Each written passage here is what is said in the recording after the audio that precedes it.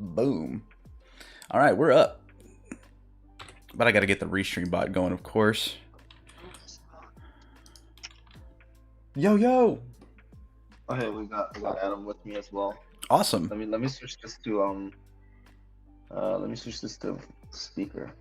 Okay. Just do a sound check real quick. Hello, hello, hello. Hello. All right. Hey, are you getting a lot of echo? No, it sounds pretty good. Okay, sweet. So I'm just getting the chat up. Boom. Don't hide his face. All right. All right, so we're live now. We're going to wait till we get some people up in here, and then we are going to see how everybody's doing. There's Zamborg. Good to see you, bud. Good to see you. Checkpoint 10 is live in effect. I can't believe it's Checkpoint 10. Like, oh my god. All right, there we go. We got Twitch going. There's the lovely Wolven. So we're gonna wait for people to get up in here, then we gonna kick it. It's gonna be an exciting show. So what you been up to, man? What's the Dissolution crew been up to? Just development as usual. We've got some pretty exciting stuff for this one. Awesome. So we're It's kind of your voice is kind of breaking up a little bit for some reason. Is it? Oh, there you go. It sounded like, I guess it was, I don't know if it was typing or not. So There's I'm DG. on my laptop right now. I don't have my nice mic with me. Oh man. Like this one. Yeah. Don't sound too excited, Houston. If B's messing with you. What's up, Dad Gamer? Here's Copper. Cool. Oh, here they come. Mad Ed sending lemons. Thank you, Mr. Mad.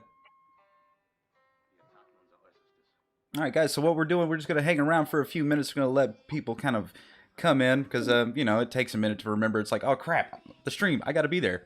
So we've got about 16 folks hanging out with us. We've got 2 guests today. We've got Houston here with Dissolution, and then we've got Coin Artist from Neon District coming on in the second hour. And in the last hour of the show, we are going to be having a marbles race for Houston. Take it away. For some DFTs and a special dissolution ship. I wish I could get the ship, but I'm a host and I can't do that. So That would be cheating. yeah. Yes, I did forget about it. Matt, I am not surprised. It's too bad you don't have the update, man. You should play the latest game mode. I know, but if I start downloading like right now, it's just gonna kill everything. I know. Shame. I know. Shame. Yeah. Well, I mean, like I was telling you earlier, if you guys didn't know, we had a state of emergency here in South Texas. There was a brain-eating amoeba in the water system, so I had a little bit of a morning. So, my apologies. Zombie apocalypse in the state of Texas, huh? Yeah. It was just like, because what happened was there was a little girl. They were playing at a fountain a couple weeks back, and she actually caught it, and sadly she passed away because it only takes about 5 days for this thing to do what it needs to do. And so, of course, all the counties start going up in arms, and it's been wild. That's nuts. Yes. Oh, wow, 5 days. Holy. Yeah, dude. It's pretty wild. What happens if you get it? Like, what happens? Well, it starts off kind of slow. You'll start getting headaches and stuff like that, and then it kind of escalates from there. You start getting disoriented. Speech starts getting messed with. It's crazy. It is very crazy. Damn, that's nuts. Texas is a wild place, man. Tell me about it. All right, so look, we got about 20 people up in here, so we're going to kind of kick it off. So we're going to kind of dig through the website, and we're going to, any questions that y'all have for Houston, kind of along the way, feel free to drop them in the chat. So first things first, I see on the top of the website, you got your ship sale going on. So you've introduced a different aspect to the game, correct? Yeah, so our biggest thing, well, our vision for the game was always a space MMORPG. So the Hmm. big ships was a big section of that, Hmm. and unfortunately, we had to let go of multiplayer because it was causing too many development issues, Hmm. and we felt it would be better if we, I guess, built out the universe of the game first before we started doing the MMORPG aspects, Very and cool. that would lead to a quicker development time, which we are seeing the benefits of that right now. Cool. So with this new direction, I've seen gameplay, and we're gonna go through the website a little bit more here in just a minute. But it went from being kind of a shooter to more of the space fighting and dog fights and stuff like that. Yeah, yeah, exactly. It's Okay. so right now it's space, it's dogfighting, it's mining.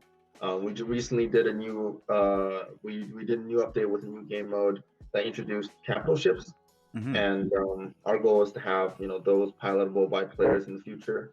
Okay. Um, and our next big move is to move into open world, an actual open world where you're not moving from map to map with the main menu. You might actually be able to fly there. Um, Bring in open world elements that we love in other really popular games such as the Rockstar games, Hmm. potentially random encounters, NPCs, all of that, and those are on the horizon as well in the future. Very cool. So these ships and everything, they're NFTs. So you can actually go purchase them on like OpenSea and stuff like that, right? Yeah, exactly. They're Okay. all up on OpenSea. The only thing about the Ethereum network right now is that we are getting our game is getting killed by the gas costs. They're really high. Yes. So we've actually built out our own scaling solution for our own NFTs. It's starting off as a marketplace where players can trade items instantaneously without having to pay any gas costs, and so that should reduce the cost by around 10x Wow. without that gas cost. I mean, if you're selling if you're like most of our items aren't like high ticket items. They're Hmm. designed to be held by a lot of players. Hmm. We really designed the tokenomics of the game to revolve around a big player base as we grow into that in the future. So, some of our items are $4, $5, $10, which isn't a lot in the crypto world, but it's that's a big amount But of money in the crypto game world. that's But if you're reasonable paying though. like $5 a transaction or $5 for a trade, and your item is only worth $5 or maybe even less than that, Yeah. it just doesn't really make any sense. Right. But that's, and I'm glad you guys are taking that approach. And we see it a lot in the crypto gaming space where it's like just to get to the door, it's going to cost you an arm and a leg. This is very reasonable. And just like you were saying, you shouldn't have to pay more for the transaction itself than the item you're purchasing. So I'm glad y'all took that approach. Yeah. Zamborg, yeah, build on Zenzo. Build on Zenzo. Hey, it's time to show Zenzo right now. Zenzo, it's time for you to show Zenzo. Yeah, I'm seeing it in the chat. It's coming in now. But Yeah, what's up, that's Lily? How's it going? I just saw it. hello. So we got Hey, Tarek what's up up, in Eric? here.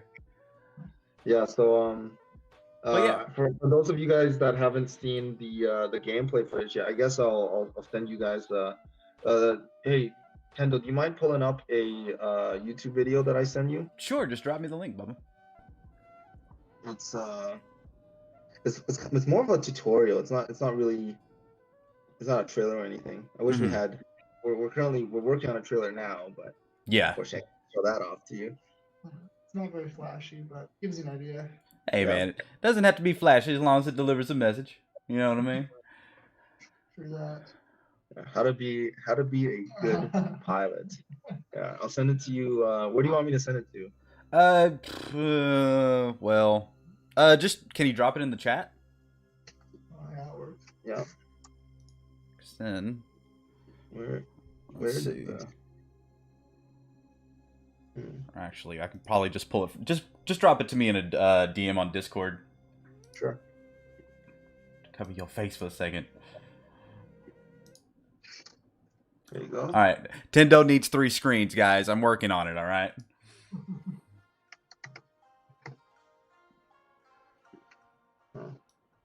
Those there. Yeah, so that's what the ship gameplay looks about. Where did you send? You sent it in I sent it Discord? to you yeah, I sent it to you on Discord. Maybe I sent it to the wrong person. Yeah, because I'm not seeing it. Oh, I sent it to Urine B. I'm such a troll. Yeah, here you go. Oh, whoops. Oop. There we go. He's like, bruh. All right, so I'm gonna kill the music real quick, and we'll blow this up on the screen. Yes. Ships have lasers? Not yet. Nice. Might be coming soon though. Tarek, you're Soon. thinking ahead, man. You're ahead of the game. Basic controls: left mouse to shoot, right mouse to look around, space control to send, shoot. So it has, you know, kind of the 4-dimension movement, right? Yeah. Okay. It's 4-dimensional movement. It's what the space sim people call non-gimbal flight. Mm-hmm. So you kind of drift around asteroids and stuff. There's like inertia, right? Yeah, there's inertia in There's space. inertia and there's a lack of air friction, of course. No air to air friction used. Yeah. And so this is the mining gameplay right now. So it's pretty simple. You just shoot the asteroids right now. They'll drop the ball, you fly close to them, you pick it up. Pretty basic. The dogfighting for me is the highlight here. So they shoot they'll engage you with missiles and a mixture of cannons, and the trick is to basically strafe left and dodge their rounds while aiming ahead of the target and predicting where they're going to be moving and shooting ahead of them. So that's the trick of the trade here. Yeah, you gotta lead, man. You gotta be able to lead your shot. VR support. We actually had an experimental VR test with the first-person combat, like the infantry stuff. Mm-hmm. Man, I'm really digging the cockpit view. Not releasing that. We could do VR for the cockpit, so it would be really cool. It'd be really helpful to be able to look around with your headset. It's very cool. It's very clean gameplay. Like I've played a lot of what was that? There was one game that I played a whole lot that kind of had this feel to it. It's just been so long I can't even think of the name. But y'all's quality is right up there with it. I mean, the cockpit view looks great, and it looks like so like in the cockpit view, it looks like you got your radar, and I guess when you're mining and stuff like that, picking stuff up. So your HUD and then the cockpit's actually usable? It's usable. Almost every screen on there I made actually work. So like you got your health on the left there, on the right through radar. Dude. Yeah, the fuel gauge works. You can actually see that it's yellow now because Houston was low there, so he's coming in. Now he's refueled. Dude. Yeah. The perfect winning strategy for Fall Guys. Oh, Houston, can you talk more about mining? Sure. So for mining right now, it's pretty simple. So you shoot the asteroid, you get the ore, you bring it back to the central station in the middle of the map where you spawn, and then you get a payout. But we're actually building subsystems on top of that. So there's going to be a lot more that you can do with your ore. You can put it in your factories to create products. And the goal for us really is to have a completely player-driven economy, something like EVE Online, where you've got people running factories. You got like factories making components, and then other factories taking those components and assembling them into the products that you're selling to other players, such as ships, guns, ammunition, pretty much everything really. And we for us, we want to be as hands off as much as possible. So just having the players, do everything. Because we're quite lazy. but yeah, just truth be told, it's because we're lazy. No. Tell them how you really feel, man. But yeah, Llama got it. It was Elite Dangerous. That was the one that I played back in the day, and it felt like it has that quality, but they didn't even have it to where you actually could pick out stuff in the cockpit that actually works. So that's cool. Oh wow, that's high praise. That is high praise. I don't know if I agree with it, but I appreciate you. Elite Dangerous is quite the mark to compare against. But well, that's what I'm saying. I'm talking about like the flight, how it looks. Yeah. I mean, it has that ability to go that distance. I'm not talking about like how it actually went to the different planets and everything else like that. But it's just how the ship actually handles, the gameplay looks. I mean, how y'all even did the machine gun, the way that the bullets lead and everything else like that, I thought that was pretty damn accurate. So, hats off for that. Yeah, well, it's definitely a big focus for us, or me anyhow, immersion, and it make you feel like you're in the cockpit as much as possible. Super cool. I heard those board court people are crazy. Oh yeah, they're a little bit crazy. Especially if you get some tequila, Yeah, that's just about anybody. You start breaking out that tequila bottle, things get a little crazy. Muy loco. Muy loco. All right, so let's see. You got your announcement trailer. If you guys haven't watched that, we're gonna go ahead and pop that off. Take a little look-see. Oh, question from Yerenby. Have you considered some type of expansion where you can deploy other ships to mine and gather resources? That's a great question, because originally I was working on the system, which probably will come in eventually, is mining drones. So instead of just shooting the rocks, you actually deploy little drones and have to fly them to a target and then actually detonate at a certain point on the rock. And depending on how you place the drones, it would have different yield. That will be coming eventually, but it's definitely a little bit more for me to develop. So. Probably. One thing I'm really excited for is the the open world and being able to hire wingman and have NPCs that you hire fight alongside you, because right now it does feel a little bit lonely because you don't have any friends, and there is no more multiplayer anymore, but hopefully that will make things a lot more exciting as well. What we did.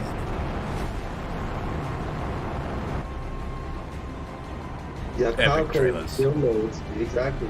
I'm not sure how to pronounce the name. Any female characters in the world? Potentially. We haven't found a very good model yet. Yeah. We need a voice actor too. Yerenby agrees with that sentiment. Yerenby, are you tired of looking at the behind of a male character?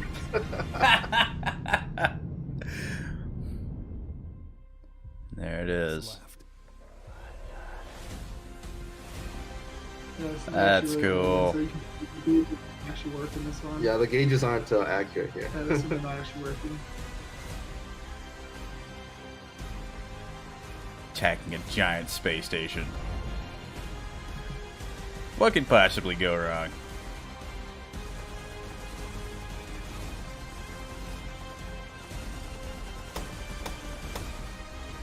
You just love diversity. I like the way you roll, man. Don't burn me, sir.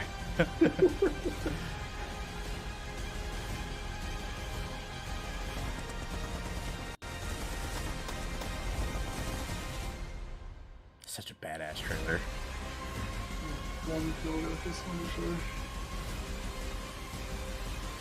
Yeah, that grenade throw was actually like 3 animations meshed together. Yeah, that was, days, I think. yeah. Right on. So I guess this has kind of changed a little bit. So Yeah, it's a Dissolution. new website. There's probably a couple things that we forgot to update, so I apologize ahead of time. It happens. Well, let's see here. Let's jump into the team. Let's see who we can. So we got Garage Studios taking games to the next level. High Roll, discontinued. So yeah, a little bit about High Roll. When me and Adam first met, that was our first project, and our idea at the time was an online gambling casino with 3D graphics, completely decentralized on Ethereum.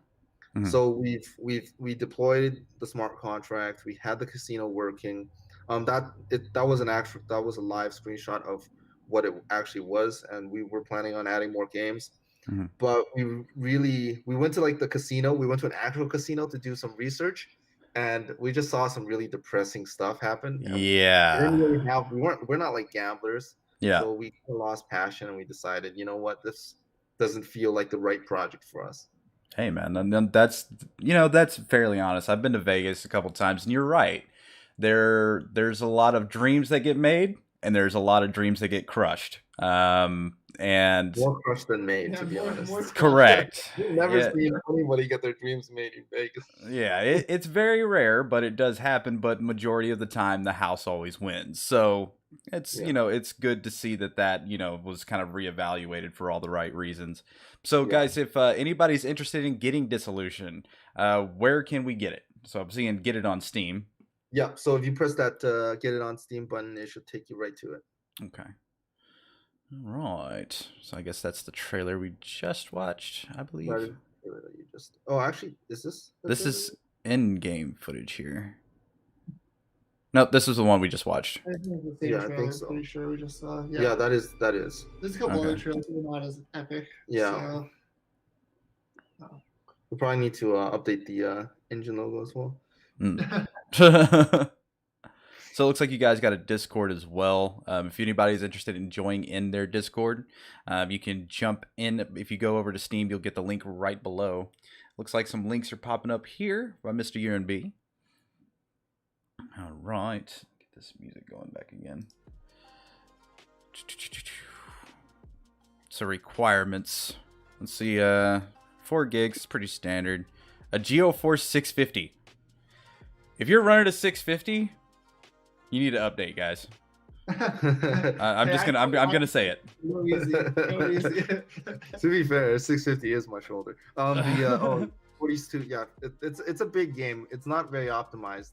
And by not very optimized, I mean not optimized at all. Yeah, so you need to keep the hard drive. Yes.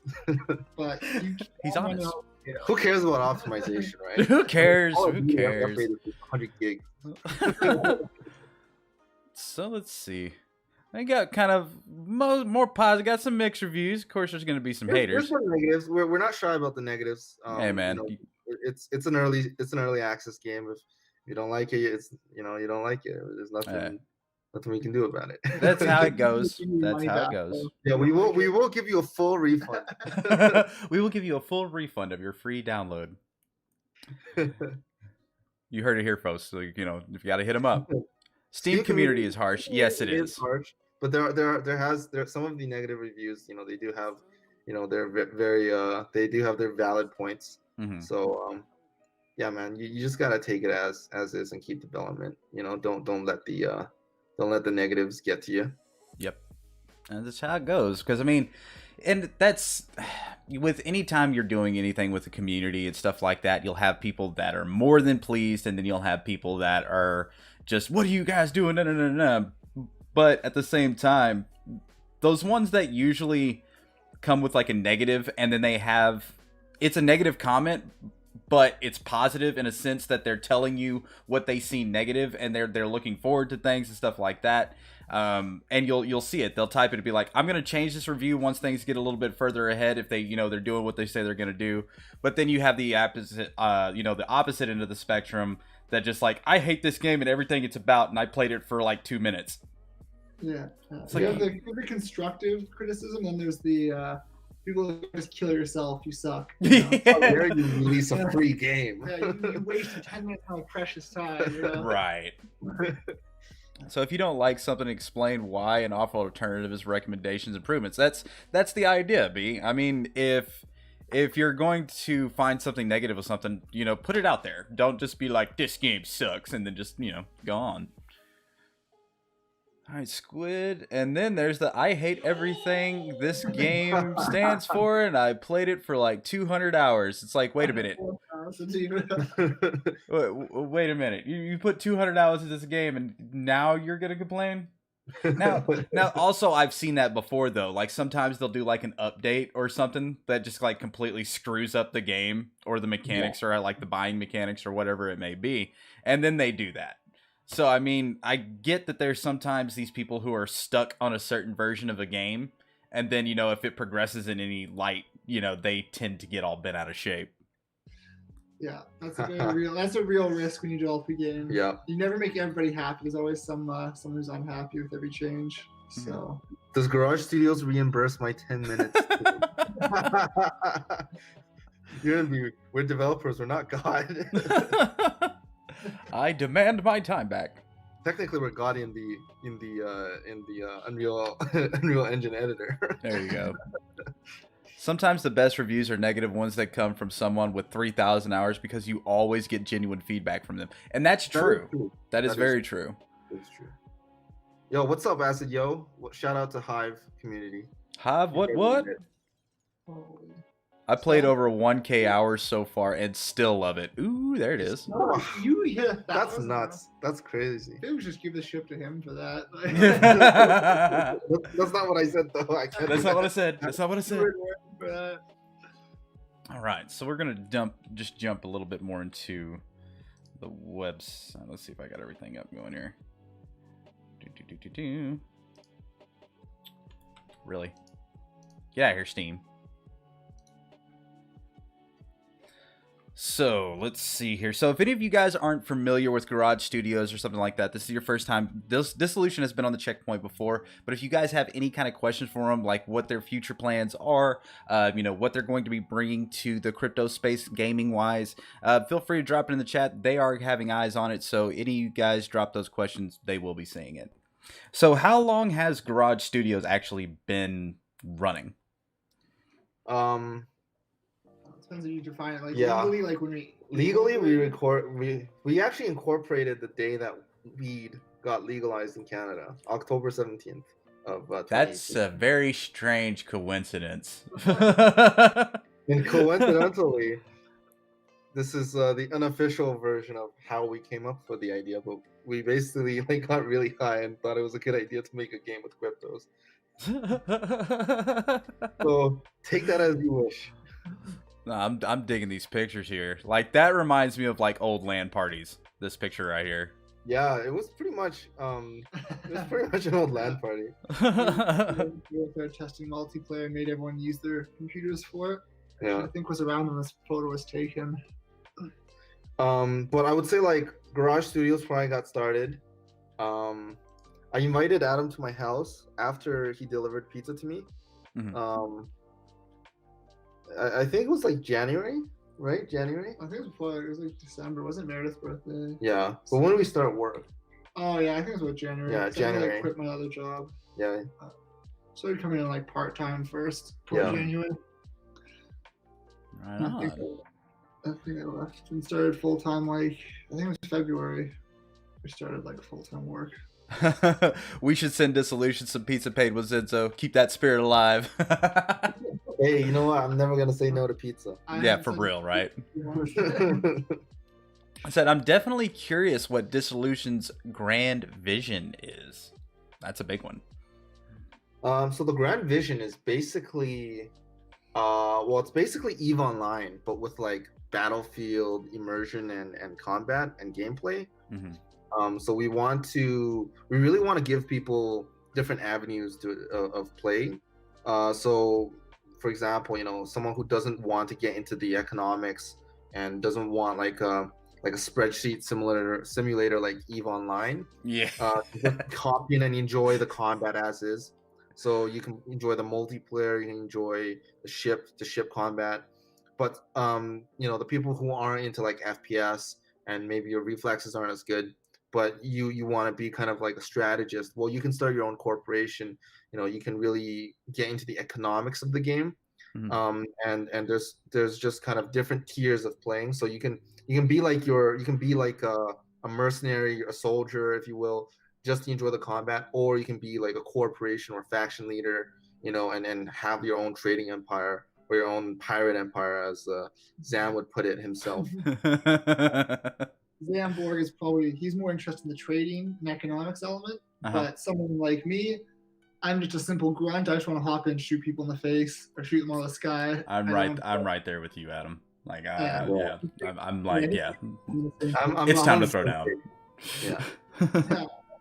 Like, come at me 1v1. Come at me, bro. It's really cool to have like real consequences for what you do in the game, especially when we bring multiplayer back, where if you let's say you rob like a trade route, right? Mm-hmm. That's going to have a real impact on the economy.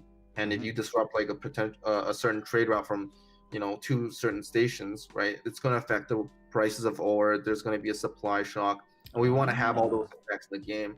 So it's not just like a simple, shooter, right? It's something that's it's a living, breathing universe. That's Right. what we're really aiming for. Very cool.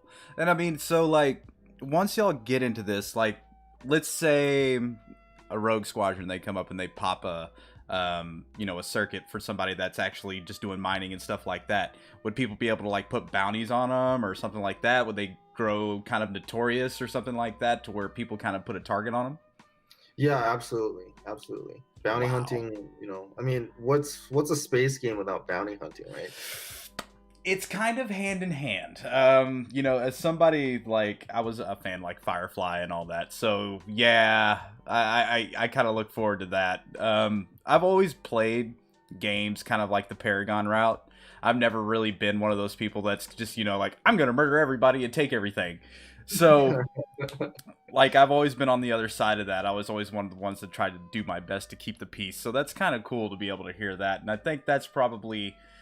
Like, I think it would be cool to run, like, a trade route and, like, hire a group of mercenaries. Like, okay, guys, this is, like, some pretty uncharted waters here, and we're pretty sure we're going to get attacked. So, run with us and make sure that we, protect it through the... That opens up a whole different level of people interacting with each other, and then working together.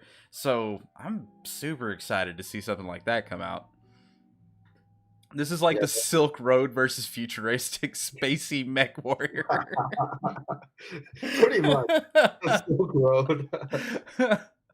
Well, let's hope they're not transporting anything crazy across space. They got the space shrooms and whatnot. All right, this probably sounds kind of bad, but like one of the things I really want to put in is like a slave trade, or like an illegal black market where you're smuggling like drugs, slaves, and all sorts of illicit goods. Oh dear. And then the game AI will come chase after you and shit. Oh man, that would actually be pretty wild. I mean, and that's something that's kind of, a lot of people, they get kind of irked out, especially with today's like political climates and everything else doing those kind of things. But let's look at sci-fi as a whole. All right. That is something that happens a lot. And I mean, we've all seen Star Wars. It's called Slave Leia when she's hooked up to Jabba the Hutt. It's not called, something else. So with those kind of things and everything, you're porking up right now. You just said red light district of Dissolution. Oh god, I knew that's what you meant by female characters. Oh man. Oh my gosh. Some kind of penalty system for overkills would be cool, like anti-gaking, overlords wrecking newbies. And that's kind of something, something to kind of talk about. If somebody's like a newbie in the game, could they have like a protection or something for like so many days while they're learning the game? Yeah, absolutely. And I think, we'll probably make a system where like, if you want to be that guy, you can be that guy, but the game will kind of will do its best to turn people against you. So like if you kill a bunch of newbies, you'll probably have like a price put on your head by the game itself, and then whoever kills you gets this big take home pot or something like that, something along those lines. I think that would be pretty cool. I think so too. And I mean, that would also introduce the realm to a lot of role-playing. Role-playing games have been, fairly popular for a while now. But then you have like a group together that makes like a space force or, a space police or whatever that they want to do. Because I'm pretty sure that you'd probably be introducing like clans and everything else like that later on. Where groups would get together to be like, okay, this is our hood, you ain't messing with it. We already have the faction system, which is the corporations. Yeah. Trying to cover that right now. So obviously Borg Corp right now has a pretty big dominance. Yeah. But I'm sure others will come as the game expands. Right on. Yeah, and we really wanted to be focused around like territory ownership. I think like the way that EVE Online did it is really cool with how these factions are fighting over territory, and it just makes for it just makes for endless gameplay possibilities, and that's something we want to move into. Will there be a Big Brother Dissolution patrol force? Yes, eventually there will be. Or some administrative force or a free-for-all. Well, I mean, yeah, I think you would admin and only kind of step in when you were kind of forced to. So like, the way that we kind of imagine it is, so there's going to be like 3 different types of territory. There's going to be kind of the green territory, which is like the ones that are controlled by the in-game central government, so people can't own those territories, and that's where that's where you'll be spending most of your time as a newbie. And then there's like the yellow territory, which is the neutral territory that corporations can hold and defend and use as their own. And then there's going to be like red territory, which is basically just infested with AI, and you go there. Those are going to be your your PvP dungeons and whatnot. Right on. Very. Oh man, like see, now I'm getting just like all jazzed up, and I want to play. I'm like, I want to go to space. Yeah, man, you gotta get your piloting hours in. Yeah, practice makes perfect. That's it. Yeah, exactly. Nullsec. That's what I was looking for. Nullsec. That's EVE Online terminology right there. I mean, that's EVE Online. They kind of broke out a lot of mechanics that I'm seeing kind of utilized in crypto. With the trading and how things kind of work and the value for items and the devastating loss of all of your stuff if you get murdered out in the middle of space. So with that kind of being said, how are you guys going to kind of go about that? Are you going to make it to where people lose everything? Can they purchase insurance? Is there going to be a place to where they can drop off items and stuff like that that'll be safe? How's that going to play out? So I think if you're getting into I guess like if you're getting into fights, you should be losing your ship if it gets destroyed. And there will be like insurance for it. How we're actually going to implement that is a different story though, because it being on Ethereum and using like ERC-1155, it might be really expensive to change the metadata of items and such. So we are experimenting with different ways of doing it. I'm not really sure how we're gonna do it just yet, but Forge. The Zenzo Forge. Sorry, Zenzo Forge. That was in my throat. Sorry. I'm just dropping that out there. But no, that's got to be definitely one of the things that I looked at that when it comes to the scaling issues and stuff with Ethereum. Back in late 2018, we were seeing transactions cost hundreds of dollars. And it's not viable for a gamer to do that, because it's like, yeah, I've got this $5 item, but it's going to take me $50 to get it somewhere. And that it doesn't work. And I'm glad y'all took that approach of figuring out a way kind of around that, so people aren't going to be paying out the wazoo just to be either transfer an item or purchase an item. So but implementing the whole insurance thing with that, yeah, I could imagine that being a little bit of a oof. New banana knives. All I can say is soon, buddy. Hashtag soon. RuneScape was really nice, where you held your top 3 valuable items if you didn't attack first in PvP. Free airdrops equals cost more on gas to claim. It's true. It's very true. So, like, going through, the whole, space pirates and rebels and smugglers and protectors and that whole different realm, I know y'all had to have some influence, either out of video games. I've heard EVE a few times, or the movie realm. What was one of y'all's main influences when y'all were kind of designing the space, for lack of better words? You mean like story wise? Yeah, like what kind of inspired you to like put it in space and? Yeah, I think he means like the story and the world building. Yeah. Honestly, I came up with the idea for Dissolution like 4 or 5 years ago now. I was on a trip in Hawaii and I was really bored with my parents. So I just started thinking of ideas, and I guess probably my main influence would be I took a lot of influence from like iRobot and mixed it with kind of a Fallout sort of thing, like the world being destroyed. Nice. Very nice. Spaceship, so some humans survive, but it's pretty dark and depressing. And struggle for survival. One of the things that I keep reading this book, because every time I read it, it just inspires me. It was the Ready Player One book. And, it talks about a lot of the things that we're trying to achieve, in gaming and blockchain gaming, whether it be a universal inventory or a currency, or the ability to jump from realms to realms. You can go, you know, jump into Star Trek realm, then go to the Star Wars realm, then you can turn around and go into a Jurassic Park realm. But one of the things that, you know, really kind of drew me to it was the fact that it talked a lot about the old games going into the new games. And when you guys, like, what you guys are putting in scope, it's huge. The ability for somebody to live in this world, basically, and, you know, either reap the rewards or, you know, be in disgust of the defeat. And from what I, you know, kind of put together on that, the Ready Player One book talks a lot about loss. You can only have one account. If you get killed, that's it. Game over. Lose your stuff. Start back over from level 1. And when it comes to hardcore gaming, I get that. But man, when you lose stuff, it hurts. And then especially, like, I mean, like you were talking about, like, losing a ship, that's brutal.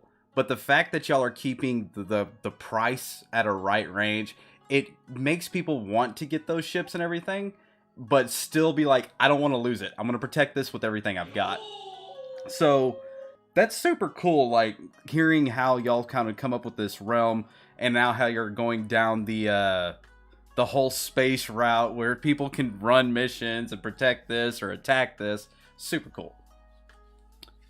Yeah, we want to focus the loss to be more of on corporations losing loss. So you don't take a direct loss as a player. Mm-hmm. So corporations lose territory, corporations might lose assets, but in the future we want to make sure players don't, you know, have their ships taken away from them. Because first off, it's really hard to do with blockchain. Yes. And second, it's very demotivating for it players. is. So you lose a ship that costs $100 right now. I think they trade for an OpenSea, give or take. That's pretty brutal. Yeah. It could be a mistake, it could be a bug. Who knows? It's just like that old school feeling to where you thought you saved your game, but you didn't, and you put 3 hours into it, and you're like, I'm not going to play this anymore. Because everything I did is gone. You know what I mean? So, yeah, I get that. What were you saying, Houston? Oh, I was gonna say, like, yeah, like, building off of that, I was playing. I actually got kind of addicted to another crypto game, League of Kingdoms, I believe. Mm-hmm. And then I got really wrecked by like the LOK clan, which is like the top clan, and Mm-hmm. they basically wiped my entire army. Oh. I was like, what? I'm not playing this game anymore. I'm done. Yeah. And I mean, Yeah. there's a careful balance in that. The loss kind of being mixed with, you know, it's like, oh man, I lost this, but I can grind and get back. You know, I can get this stuff back. You know, even in like the ships and stuff like that, you can make it to where there's broke down. You know, they have to be repaired or something like that, to where they have to have certain, you know, items or something like that to be able to get it back, or a certain time frame. Because sometimes waiting is worse than losing. As far as I'm concerned, there's nothing like watching that timer count down to when you can actually do something. Mm-hmm, exactly. Question from Zamborg: when can we loan DFTs and ships? That's coming soon, and that's going to be probably implemented with the Xenon platform. Okay. So yeah, give a little bit more info on that. So you're going to be able to loan ships out? Yeah. So Well, any token. Really. yeah, any token really, like any sort of item. And we're currently building up our own sort of platform that's built on top of Ethereum called Xenon. And it's starting off as a marketplace where people can trade instantaneously without gas. Mm-hmm. But we also want to you know, put in ship loaning and other kind of like financial decentralized finance elements. I hate using that term, but it is kind of what it is. And we want to also let other games use it as well. So and eventually incorporate, you know, more than just Ethereum. You know, having other blockchains on top of it. It is the future vision of the platform. Tsunami is Xenon not fully implemented yet. It's not fully implemented yet, but right now all of the items on Dissolution automatically get minted onto Xenon, and not on ETH anymore, because, well, it's just way too expensive. Right. Yeah, that when that last little spike hit, I was like, oh, brutal. wow. Yeah, brutal. And I mean, Like what's the thing that pisses me off about ETH, and I know you can't really, it's really hard to fix it, is like like half of the gas cost is coming from like a bunch of known scams. Yeah. Like known scams that are basically ruining the network for people. Right. And see, this is the thing. If Ethereum was specifically designed just for the gaming realm and that's where it stayed, it would probably be feasible. Mm-hmm. If it wasn't trying to go into 50 different avenues and, trying to be all these things and put all of these things on these transactions, it might have worked. But at this point, it's just, it's not working. Like, it should never cost the amount of money it does to make something happen in a game. And there's a lot of games that are actually, requiring a transaction to make a movement or do something. And if you've got to make a small transaction every few minutes, you're going to burn through thousands of dollars when, that gets to that point. I mean, if you're balling out of control and you just want to do that, that's up to you. But the normal gamers like us on Earth, we don't want to pay for a game that's going to literally cost us what a normal $60 game cost just to play it. No, and probably not as fun as the $60 game, to be honest with you. Yeah. So there is that. Yeah, exactly. And that's that's our thoughts exactly. Mm-hmm.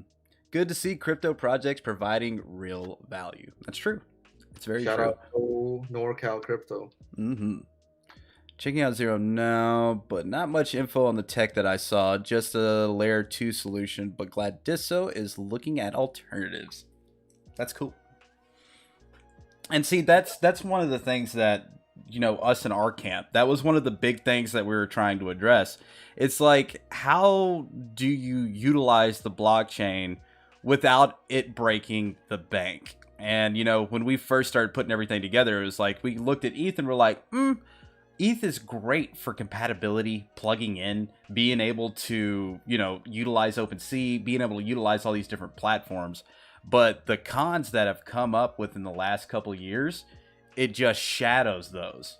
And I mean, if you're doing like a one-time transaction, that's going to be it for the life of it. That's one thing, because then you can kind of pick out when you're going to do it, when when the mempool's not crazy high, and you can do that.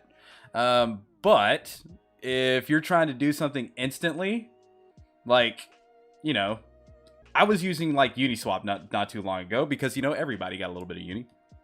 And I was trying to make the transaction go through, and then it just got muddled up. So that transaction got canceled, and then everything, kind of just... And I thought about that. I was like, if I was playing a video game right now, and I was like literally waiting on this to happen, I'd be dead by now. There's just no way around it, because if you've played any kind of MMORPG, you just don't hit pause. It doesn't work that way. So yeah, I'm glad y'all definitely stepped up trying to find a solution for that. Let's see, fees. We take 5% of every sale, 7.5 of every money withdrawal, and charge $1.50 fee on every item moved on the blockchain in order to cover gas costs. Jesus So Christ. I mean, the fees they look high, and we should probably like reword the way we're explaining those fees. Mhm. But so the 5% of every sale, that's just to cover our own server costs on AWS. We're targeting like really low value transactions. Mhm. So if you compare it to like something like OpenSea, for example, you're Right. still going to be 10 to 20x cheaper, just because you're not paying that gas cost, right? True. We envision the average price of the item that's being sold on Xenum to be probably worth less than $10. So let's just say $10 for simplicity's sake. Mhm. And then if you're paying like a 5% fee on $10, well, that's just 50 cents. If Okay. you use OpenSea, you're paying $5. Right. Especially and if gas costs go up, it's going to be a lot more than $5. And not only does the seller pay that $5 in gas costs, the buyer also pays $5 in gas costs. Right. So it's just really expensive, and it's not very it's not very possible to make it so that these low value transfers are going through. Mhm. And the 7.5% of every money withdrawal, most of those fees are coming from third party platforms. And Xenum is meant to be it's meant to be friendly to the regular gamer. We're not going specifically. This isn't made for like your blockchain hardcore enthusiast, right? Right. It's meant for the guy on Steam that has never heard about blockchains and maybe only heard about Bitcoin news. And for Right. him to get into blockchain, he's not gonna make a wallet, right? He's not gonna make a wallet to play a game. He's not gonna want to jump through all those hoops. He just wants to play the game. And so we want to make a simple, easy to use solution so that guy can start getting into cryptos, and that's how you get the real adoption in. Bridging the gap, right? Exactly. Well said. I mean, that's the Trojan horse method. We want people to play the game and enjoy the game and then scratch layers off the top of it and be like, what's this blockchain stuff? Oh, I can actually own these items. I can trade these items. These items are worth something. My time now actually has value in a video game. And like you said, it's just an introduction into it, and it can go as deep as you want it to. Or you can just play the game and enjoy it. Yeah, exactly. And we want to make blockchain optional. And we have to charge a higher percentage fee because we're not going after the $1,000 trades. We envision every trade, on our platform being, $10, $20, $100 would be on the high end. Mm-hmm. And if you look at competing platforms, Yeah. Valve, right? They're charging 10%, and you can't take you can't take your money out. So there's no taking money out. exactly. It's 100%. Yeah, you exactly. Take your money out. Yeah. That's And the $1.50 blockchain fee, honestly, like that's probably on the low end. We're probably losing money. We're probably losing money on We're every. definitely losing money now. We don't have like the biggest coffers in the world, so we can't just be like giving free mints to people. Well, as it's much as we true. love it. It is a business, and I mean, you have to turn a profit somehow. But the approach of, like, from what I'm hearing you guys go after, it's an honest approach. You're doing your best to take care of the gamer as well as yourselves, and you can. There's no rule book saying it's like, I have to be a major corporation, and I have to ring these people out for every dollar they have, and screw the game. We'll just make it halfway good, and we'll release it. It'll be great. It's not that way. I mean, from the way you guys talk, y'all have been gamers first for a very long time. And, that's how I feel about it in the space. I mean, I grew up around high scores all my life. And it's been one of those things to where I've got a deep love for the game. And I'm not going to try to put something out there that's going to try to milk, just people for their money and just screw the game. It doesn't matter. It's more important for the game to have substance, be something good, but also being able to do it in a way that does turn a profit in a way that isn't, for lack of a better word, malicious. Because there's, there was a rash of blockchain games that came out for a little bit that were clearly money grabs. Like, it's $150 just to play the game, and you might get a good character. Yeah. Possibly. And the game, not to mention the games are like super early access. Yes. I think early access would probably be doing it too much justice on some of them. I think if there was a drawing board, a little emblem that they could put on there, that would probably be it. The real corporation was the real corporation was the gamers. I love that term. Blocktional. True. That's great. We gotta use that. Blocktional. UMP's got some zingers, dude. He's a word guy. He is. I know. He burns me all the time.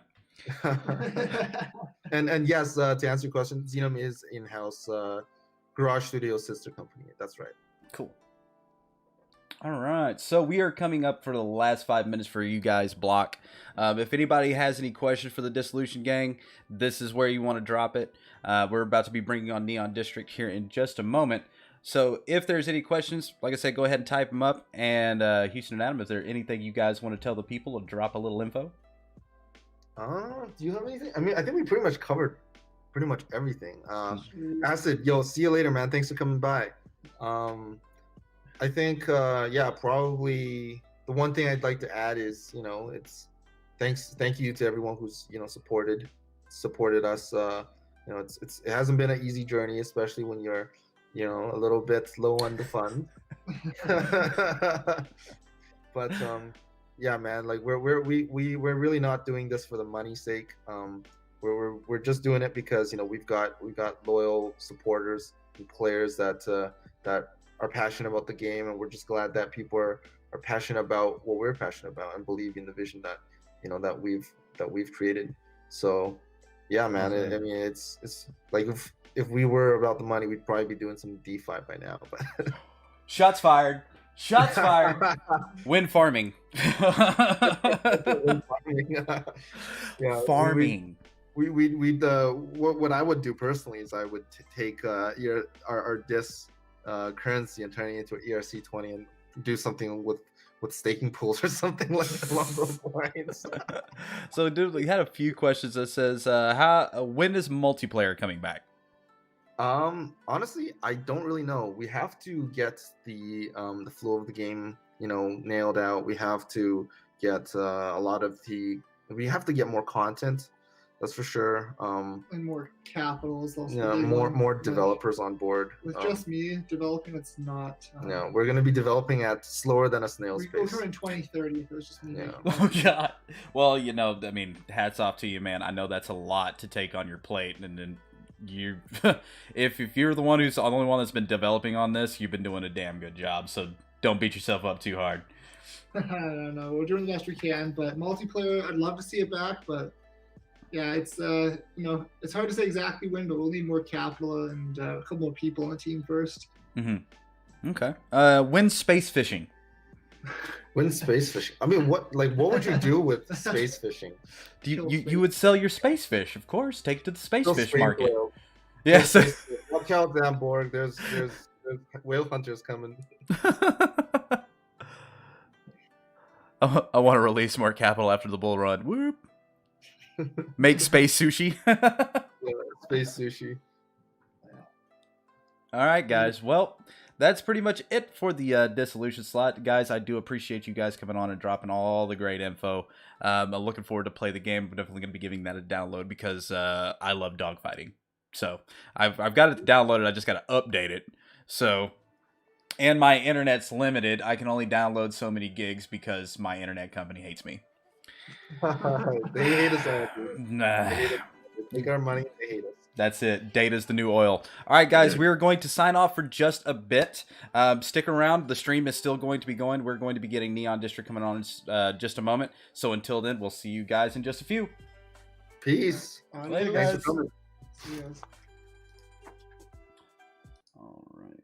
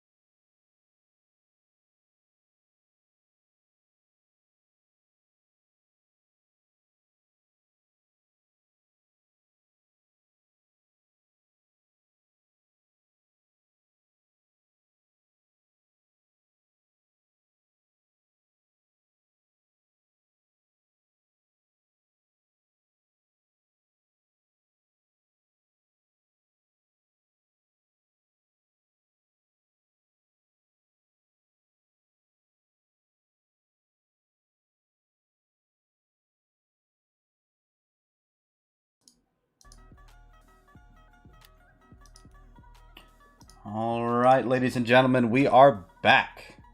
We have the lovely coin artist with us today from the Neon District Click. How you doing? Doing good. I'm a little sick, but I'm still doing okay. Awesome. Okay, so we're going to pull up Neon District. All right, guys, we're back. So if anybody has any questions about anything, be sure to drop them in the chat. We will be talking about it throughout the show. All right, so I need to actually just pull up the website. Let's see. Because that's going straight to where I was buying stuff. All right. The future. Edited. All right, so at Neon District, your Steam wishlist. So you guys are going on Steam, correct? Actually, so first we're going to be a web game, and then we'll eventually next year roll out as a Steam game. But it's potentially, the web game is set up currently to be, it could be successful enough that we just iterate directly on web. Very cool. Very cool. I see a little trailer here. I'm going to kill the music and we can watch that real quick. Let's see what we got. So this is gameplay footage? I'm not sure which trailer you're watching, but probably. It was the one on the main website. Oh, yeah. Okay. Yeah.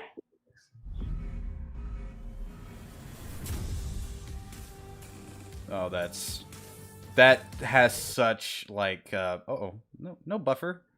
Come on, YouTube, get it together. That has such like a Metal Gear feel to it, but so much more mean. Yeah, it's we're trying to be gritty in our cyberpunk, like classic, a little bit of the classic 80s Neuromancer mixed with that, I guess, that older genre of cyberpunk and sci-fi. Oh. So it's going to be kind of like a turn-based game? Yes. Awesome. Yeah. Oh, that's cool. So I remember seeing you guys kind of way back. When did Neon District first kind of come to fruition? When did y'all start putting that together? So actually, the lead artist, Diego Rodriguez, I always mess up his name. He and I started working together in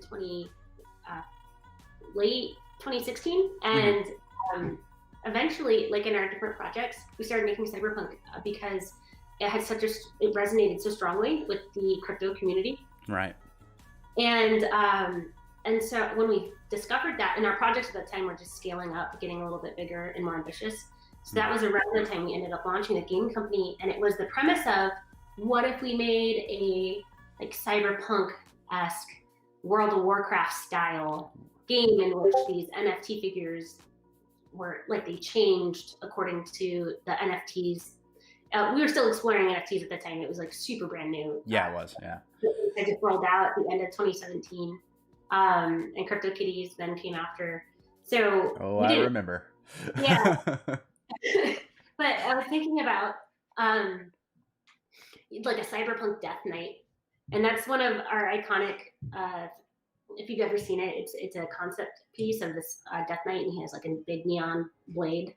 Anyways, that was one of the first pieces we ever made, and so that's how it was born. And then it just so happens, like my CTO Ben Heidorn has a big game background too, and he actually was one of the big moderators for Zelda, like at the old Zelda forums. Oh man. Like 20 years ago. Yeah. And that's how we learned how to start developing as well. So anyways, all together, we tried to envision what would be the dream game we wanted to make. And so there's some inspirations of Final Fantasy in there. I really enjoyed Darkest Dungeon in the way that... That's a name drop. I haven't heard that in a long time.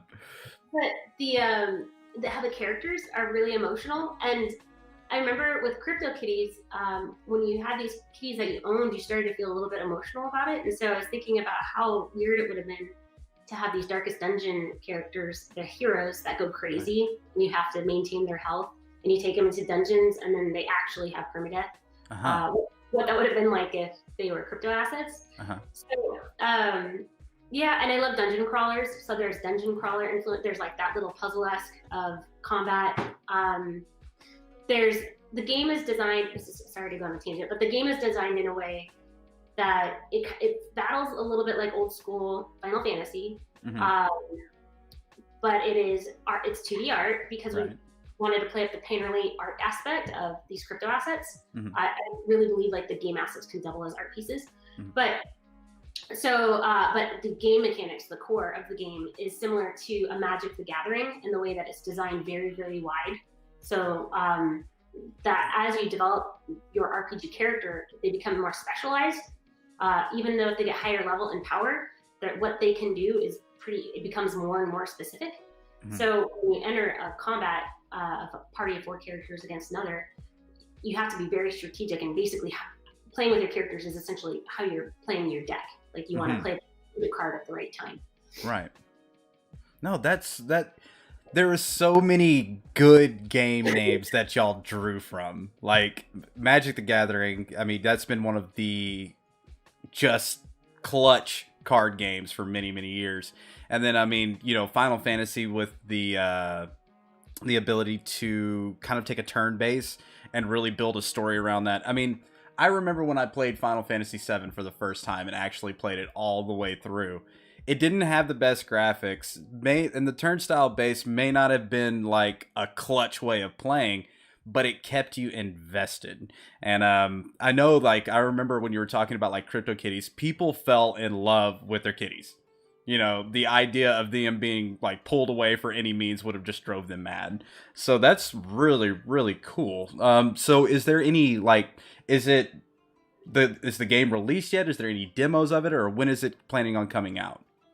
So this week, actually, we're rolling out. We've had for a while the individual assets. Each character consists of 6 unique NFTs, and then the player. What we're rolling out this week is the ability to compose those different NFTs into one unit, and that unit is so your composed character. A bundle of NFTs is then transferable across different networks. It's peer-to-peer marketplace and sell it as a whole character, as opposed to now, like currently, if you went to the marketplace, you would see a pair of arms on anything. So yeah, you'll be able to select your characters now for the first time, and you can level some of the pieces. Gotta get that juice. You gotta get that juice, guys. Trust me, I've been doing it. You gotta get that juice.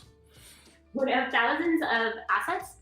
So the completing the set, as far as can you get like all the pieces of one set, and then the different rarities of each set. So even if they all match, they wouldn't all be legendary, for example. So yeah, we're playing around with that. Is rolling out this week, and then November we'll be playing internally the web game essentially, and then the public beta is December 15th. Is the deadline. Early Christmas presents, guys. I like early Christmas presents. All right, so we had a question come up. Coin Artist, can you elaborate more on some of the unique things you are all doing, like with the bows? I believe that's how it's pronounced. I believe the name is, but the first boss, as well as the unique founder's token of your father, I believe. And sorry if my memory is a bit rough, but really, really innovative ideas. Yeah, Baus was purchased by Silly Tuna, if you know who he is. He's a big player in the NFT space. And he is what we call like a celebrity asset. So the idea is that with this character, we could support across multiple games. So he owns we allow him to basically be creative with the IP. If he wants to go and have a Baus experience outside of Neon District, our game will allow him to do that. And then we can roll out a rental system, like a loan system for Baus. So he can then lend it out for people who will have these experiences across different ecosystems, as well as within Neon District. There's some other ideas to play with, such as like if Silly Tuna were to shard the boss, which is this popular thing going on right now, where you can shard ownership of an NFT across into ERC20s, and then that's owned by multiple people. And what other things you could do with that. And basically, if he wanted to, he could shard it into a bunch of ERC20s, and then everyone that held one could essentially own a BIOS in game, because our game can read your wallet regardless of if it's a 721 or ERC20. Very cool. All right, so if guys, if y'all have any questions about Neon District or anything, be sure to drop them in the chat. I will relay it over here. So when I started to get into it, and I was digging through the website, I actually started buying some packs, and it actually tells you what your percentage is of getting a legendary or anything else like that. And I'm happy to say I got me a legendary pair of pants. So that's pretty friggin' cool, and I'm really excited to see what the game's gonna play like, because I've always been into the turn-based style. I love that style of gaming, because I wouldn't say it takes less skill. I think it takes more planning. Like you have to plan out how your character's going to play and everything else. So with these items and everything, are they going to be able to provide basically different power-ups and everything to your character? Does the gear provide different power-ups? So you're asking? Yeah. So there are something called shells, which you can apply. This is kind of a really abstract rabbit hole for people, but shells that you can permanently apply to a piece of gear that you already have, and it will give it a boost. And you won't be able to take it off though. It's a permanent fixture. Oh, okay. Okay. So like whenever you do like put equipment on a character, it stays on them indefinitely? No, so you can have equipment that you can put on them and decompose, but there's just a special type of equipment that are shells that in which you can apply to other gear and basically like fuse it. Oh, I got you. So it's basically just like once it's a item that you would use to level up a specific piece of equipment, and once it's used, and then that piece of equipment gets a little stronger. Yeah. Okay, gotcha. Exactly. And other boosts you can have, like, all the gear you level up individually when you kind of develop it into a certain direction. So just as you know, like a RPG character, a lot of times you're trying to make a different trait all fit. Okay. Very cool. I'm getting some echo. I don't know. Oh, it's an echoing pretty bad. Just a little bit. Okay, it might be. Let's see. Let's see if I can just cut this down a bit and see if that helps. Better, worse? Yeah. Okay. All right, so we had a question come in. What is the relationship between Coin, Cred, and Neon District? So Coin is my personal token. It's meant to be a community token that I share with basically my user base and or people that I have been connected to from before Blockade, and people that have joined what I've been working on since Blockade. And I'm leveraging, so obviously I have built a user base that's pretty passionate about cyberpunk alongside me. And with my history coming from the art, like creative tech in the space, I have a lot of friends and connections that are actually also cyberpunk, glitch, sci-fi artists and create that kind of content.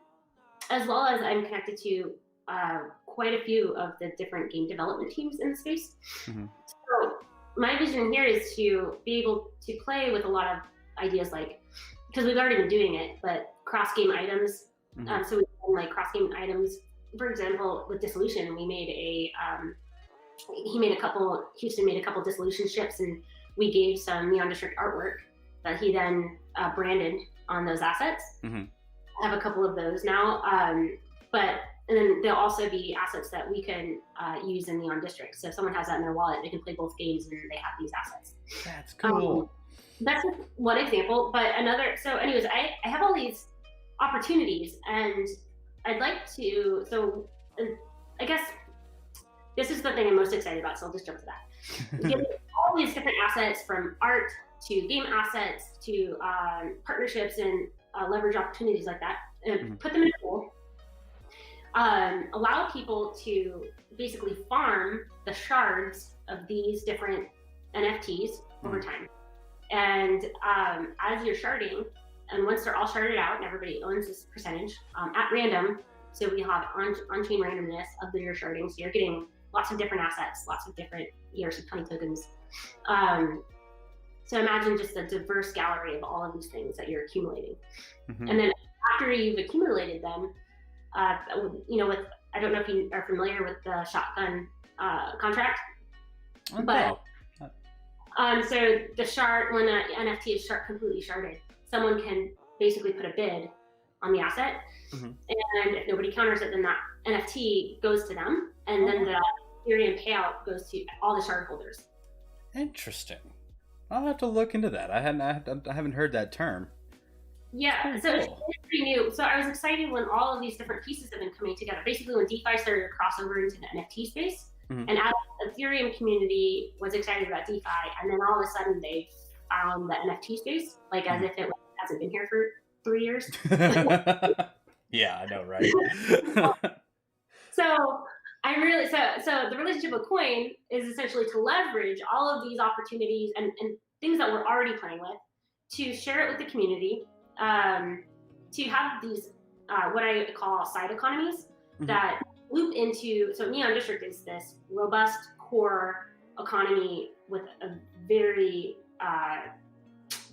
deep game design, Right. and so all these side economies to feed into that core game economy, and allowing people to participate in the experience, because it is so weird and new. Yeah. Right. Neon District and Blockade has always, I guess, prided ourselves on being very, very experimental.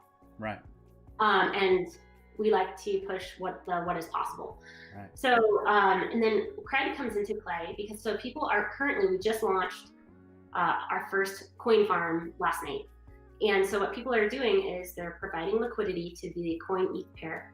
You take the liquidity provider token, you stake it on the coin farm, and over time you're earning back coin rewards and what is called cred. Cred is a new ERC20 token, and this is the only way that we're introducing it is through this farming mechanism. So you're accumulating cred, which we call like the street cred. It's basically your proof of Nice. it's a proof of backing the economy. So as you're accumulating credit, what I'd like to do, that experience I was talking about earlier with being able to farm the shards, and also when you go into Neon District, to have your own store that's for cred holders, and you can buy these things in only cred. So even if it doesn't have like a marketplace value, it doesn't matter. You heard it here, guys. Go load your bags now. Like, it's time to load up. Yeah. Well, credit is just, it's going to be something that we really play with and like to give. You can get bonus buying power with maybe in other circumstances. It's basically, I'm trying to reward community, and the community that rewards back, we're going to honor that relationship. Mm-hmm. And then Neon District. So I guess the one key differentiator here is that coin is not supposed to get completely lost in Neon District. I do want to play with it as a personal token. Mm-hmm. And then cred is a little bit of a bridge across the two. Okay. That's really, really cool. I mean, the whole concept and the way that y'all approach, there's obviously been a lot of thought put into this and how it's going to work, because one of the things that we were talking about when Dissolution was on was the ETH transaction cost currently. So I feel like your method is going to kind of, I wouldn't say combat that, but enable you guys a little bit easier transactions, huh? Well, so we're on Matic, actually. Neon District is on the Matic network. Okay. Already. So we made that move. So yeah, the transaction, I think it's like fractions of a penny. Right. Matic, yeah, it's a lot cheaper. I was actually under the assumption it was still on the ETH network for some reason, but I've been following Neon District for, it feels like years, since like the inception when it was first dropped, and I was like, this is gonna be cool, because I'm into the whole cyberpunk thing. I mean, you kind of have to be if you're in the blockchain space. It kind of goes hand in hand, like you were talking. And a big kudos for the cosplay, by the way, with the blade. That thing was dope. I thought that blade was so awesome. And then with the setup, and then I don't know who went over it, and basically they did you up and put the different effects on in the background and everything. That was super cool. That is super cool. So as we're getting like rolling out the character crafting, it's basically a little bit like cosplay, right? Right. Like you're dressing up your characters, and so Exactly. we might do more of it. We are actually playing around with the idea of like doing cosplay with the different Neon District outfits. That'd be dope.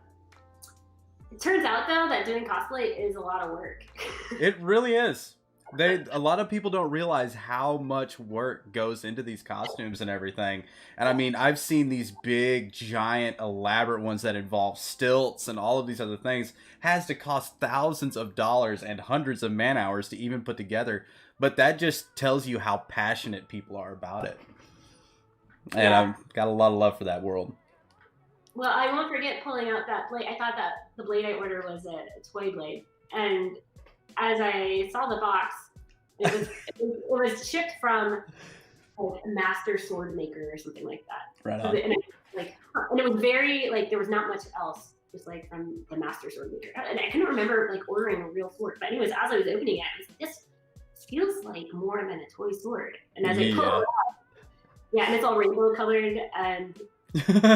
Well, you're ready for battle. So, I mean, hey, you got that.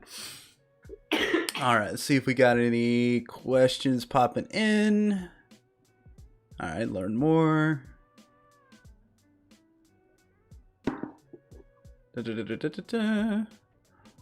Oh, we got a troll. Awesome. Sweet. You don't make it till you catch a troll in the chat. So... see the chat, so it doesn't matter. So we're gonna go to the season 1 loadout. So when is so right now you can purchase your season 1 loadout on the website, correct? Yes. Okay. So I've actually, let me pull it up here. So we're giving you 1 free character to take to level 2. So you can actually go pick up a free character right now if you go to Neon District and sign up.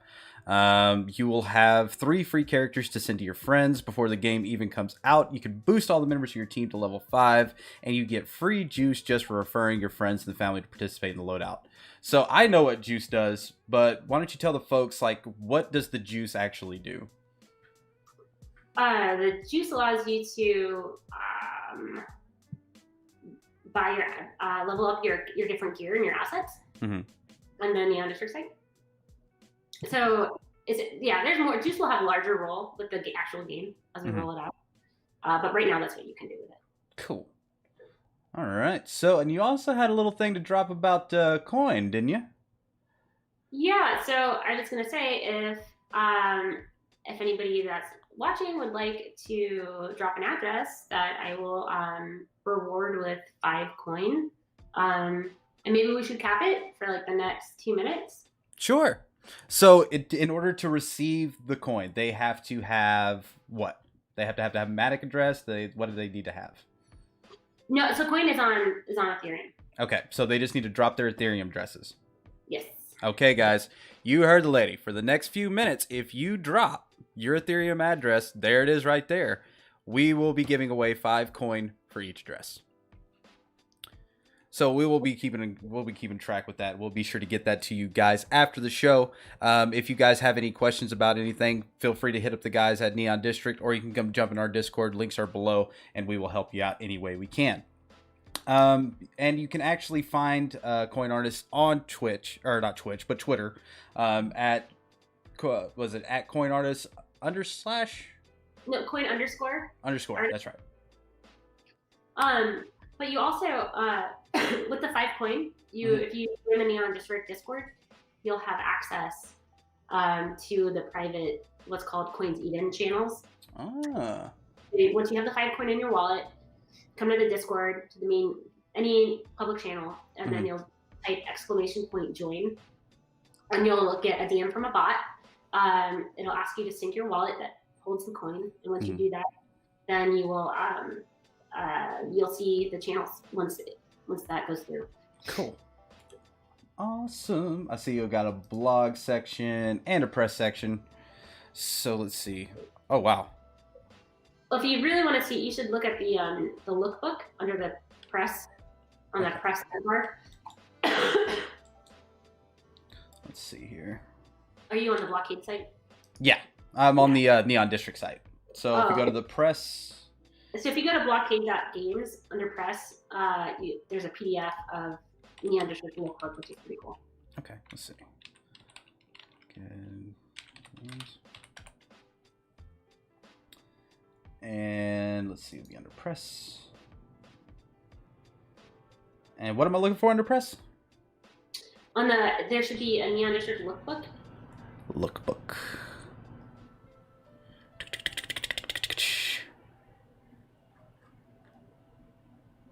Oh wow, there's like comics and everything that are in this.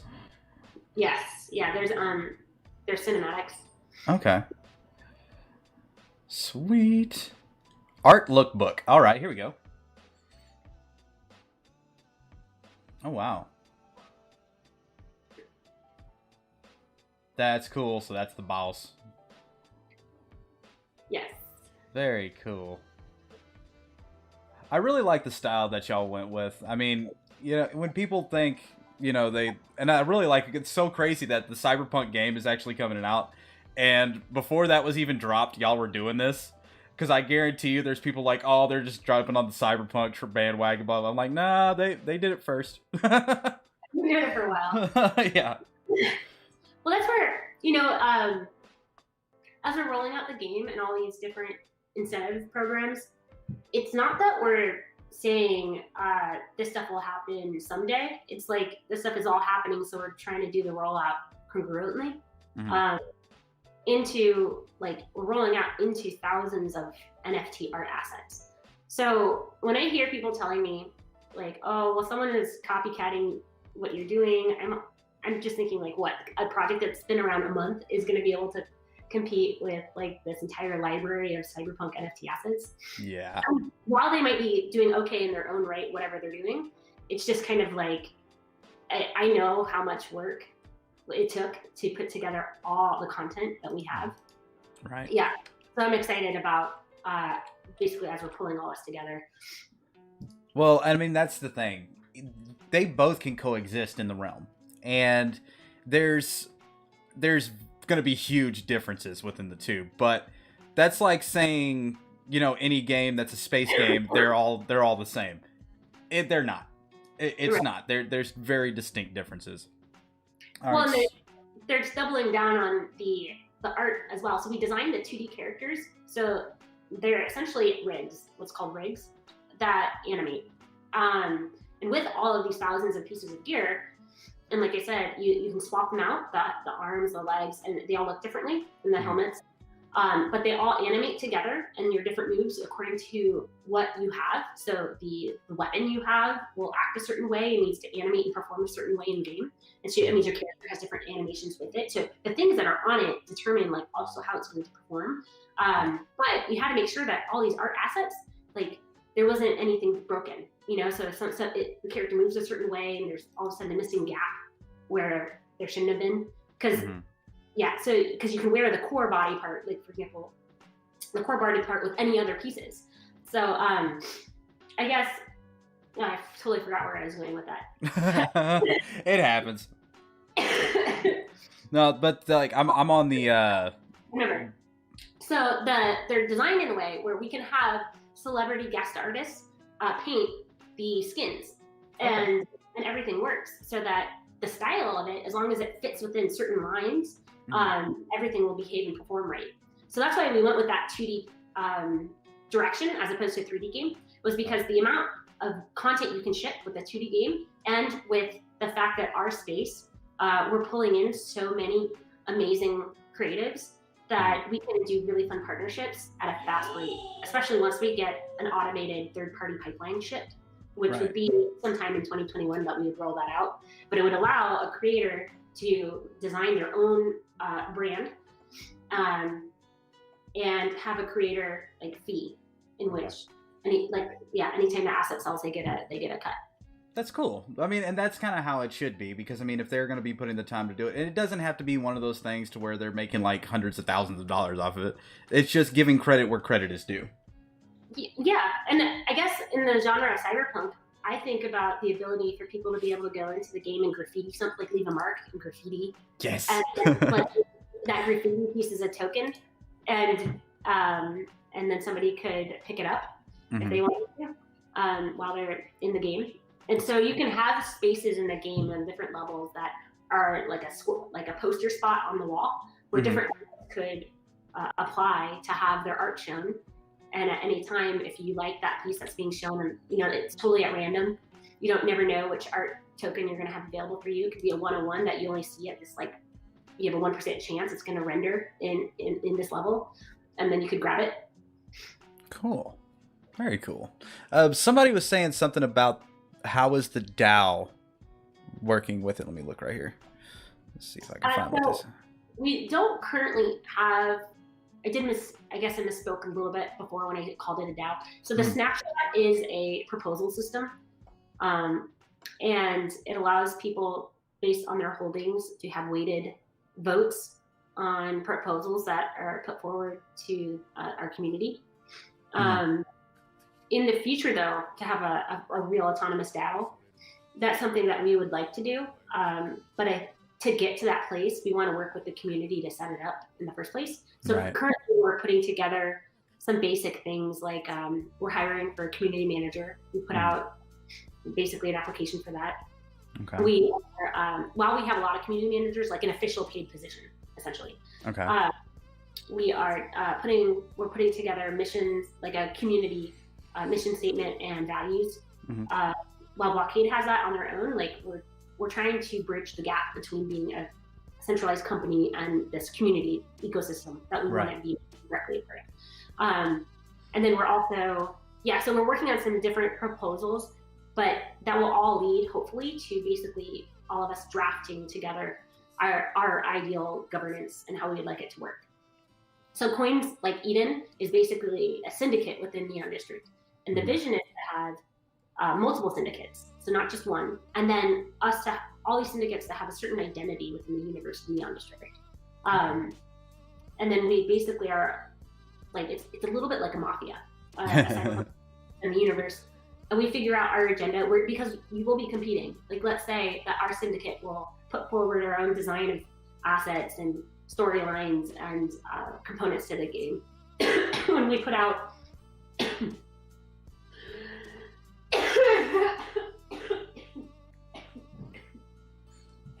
She's getting over a really nasty cold right now, guys. We're lucky we even got her on the show today. But she's a trooper.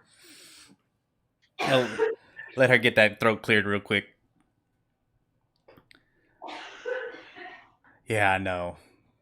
Like I said, though, she's a trooper. She was really cool that she still managed to come on today. Yeah, I know. I feel so bad. But, guys, if you do want to go purchase some Neon District gear before things start really get going, I do recommend it. I went over to the Neon District page, signed up, made an account. As you can see, you can just go over, once you get your account made, you can get over here and get the gear. It's actually reasonable. It doesn't cost $1 bazillion just to get in through the gate. But then down here, you can actually see your chances. I pulled like 6 or 7 boxes and got a legendary. So it's, not unheard of. It's not to the percentage of like 0.001 of the chance of getting something.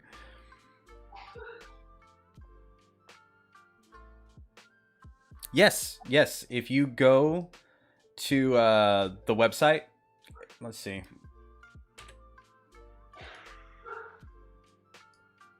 Poor thing.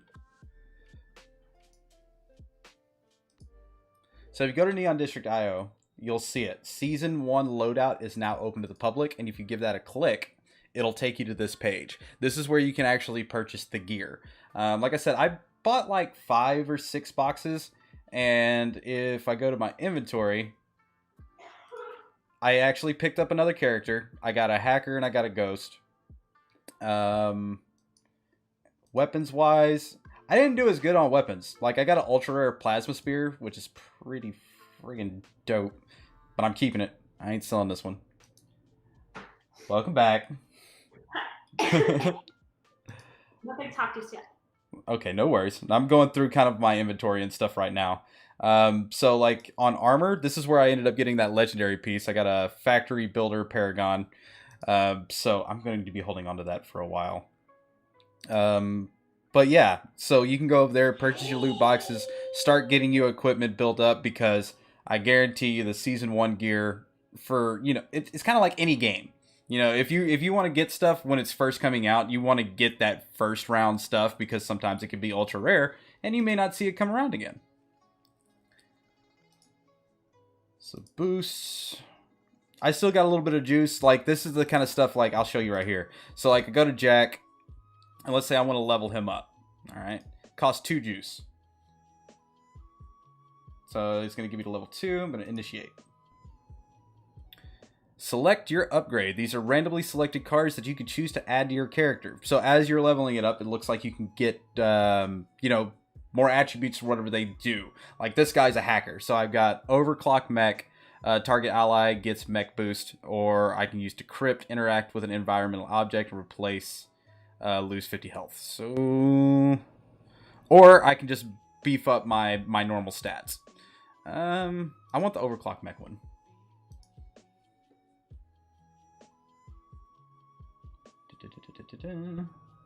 But I have to drop one. So I've got 2 of the code tweaks, so we'll drop one of those. Bam. So it's kind of like Pokemon. You can't have too many moves. You got to be able to, you have to give one up. There it is. Mr. Jack has been leveled up. So this whole experience is going to get a lot fancier this week. Mm-hmm. The character portal in which you're putting on your gear and everything. Yeah, it's gonna be so. I don't know if you saw on my Twitter. I think I might have seen a little bit of it. A video, yeah. And your character's animated. And you're putting on the gear. I'm so excited to do that. Awesome. So I'm looking forward definitely to the gameplay. And y'all said that's when the demos are going to be releasing in December, right? Yeah. If you're in the Eden community, though, you'll probably get early access. Ooh, she said it. Yeah. Another thing is, what was I gonna say? Oh, somebody said you literally just gave somebody corona via the interweb. How does it feel? That's not very nice. Cold. Yes. So I'll tell you something that's really neat about the characters, and I forgot. That's right. I'm a little spacey, guys. I'm sorry. No, it's okay. I mean, I do appreciate you coming on. I know we talked yesterday even about you coming on audio. The fact that you came in, jumped on camera, you're a trooper, and I greatly appreciate it. Because I mean, Neon District has been in the space for a long time. We've talked about it several times in our own camp, and it's really just a privilege to be able to bring you onto the show, get to talk about it, because that's the whole thing about the Checkpoint. It's taking people that are doing good things in the space, in the gaming space, and highlighting them. So we get to show our community what you guys are been up to, so they can kind of experience what blockchain gaming has to do as a whole, instead of just being just in ETH, or being just in Engine, or being just in Zenzo, whatever. It's being able to cross those boundaries. And then when you were talking about being able to use multiple different types of currencies and stuff like that, involving coin, Matic. I mean, I think it's cool. I think it's super cool. Yeah. So, and just so, everybody knows the farming and everything, that's all happening on Ethereum mainnet. We could, in the future, roll out farming on Matic. I know that there's efforts being done in that direction, so we could support that. But currently, we just wanted to get going as fast as possible on a lot of this work, because we are ramping up to roll out, basically. Right. All right. Well, let's see. You were going to hang out for about 45 minutes. It's coming kind of up on that time. How are you looking for time? Yeah. Because my coughing is so I'm nervous if I talk. I'm gonna just have another coughing fit. Well, that's okay, Cornars. Well, I mean, if there's anything that anybody wants to ask her, just try to keep it short, because it's kind of hard for her to talk right now. But if there's anything you want to throw out to the people, feel free to do so. Oh, this is what I wanted to tell you guys before, with the character crafting. How excited I am about it. One of the downsides of these blockchain assets is that, the game team, we don't have, when you buy the loot boxes, that's when they're minted. Oh, wow. So we have to also buy them. That's pretty wild. It sucks. 'Cause I make all of them, and then I want to have all the things too. So then I end up like spending all my own money on. I know how it goes because it's so easy to fall in love with something. I remember when CryptoKitties came out and all that. I wasn't too big into the whole CryptoKitties thing because I was like, what can I do with it? You know what I mean? That's when the NFTs and everything were really early on. Blockchain gaming was still kind of in its infancy, which it still kind of is in a sense, but it was really, really young then. So you didn't really see, I didn't personally see the value of it than other just being a collector's item. But then the games started coming out. And then, because, you know, we brought on several different games that are all utilizing the blockchain in different ways. And with, you know, Neon District and everything else, I've seen the different ways that the armor, the weapons, and all of that stuff, everything has a use. And from what you were just saying, like, whenever you purchase a box, they're minted right there on the spot. So that's pretty cool. Is there going to be a limit on how many boxes are going to be released, or? So that's okay. When you talk about the model, the CryptoKitties model, you start out with something. Let's say you have a Gen 0 cat and it's pristine, but as you play with it, it degenerates over time. And it's a kind of a negative experience in that way. So it makes you not want to play the game. While you're breeding them, though, like so anyways, the reverse model of this is you start out with basically these limitless assets over a period of time that can be minted. So that's why you have different aesthetics that are available for a period of time. And then when they're minted, they're all like just that starter level. They don't have any real power. It's basically like your tutorial character, essentially.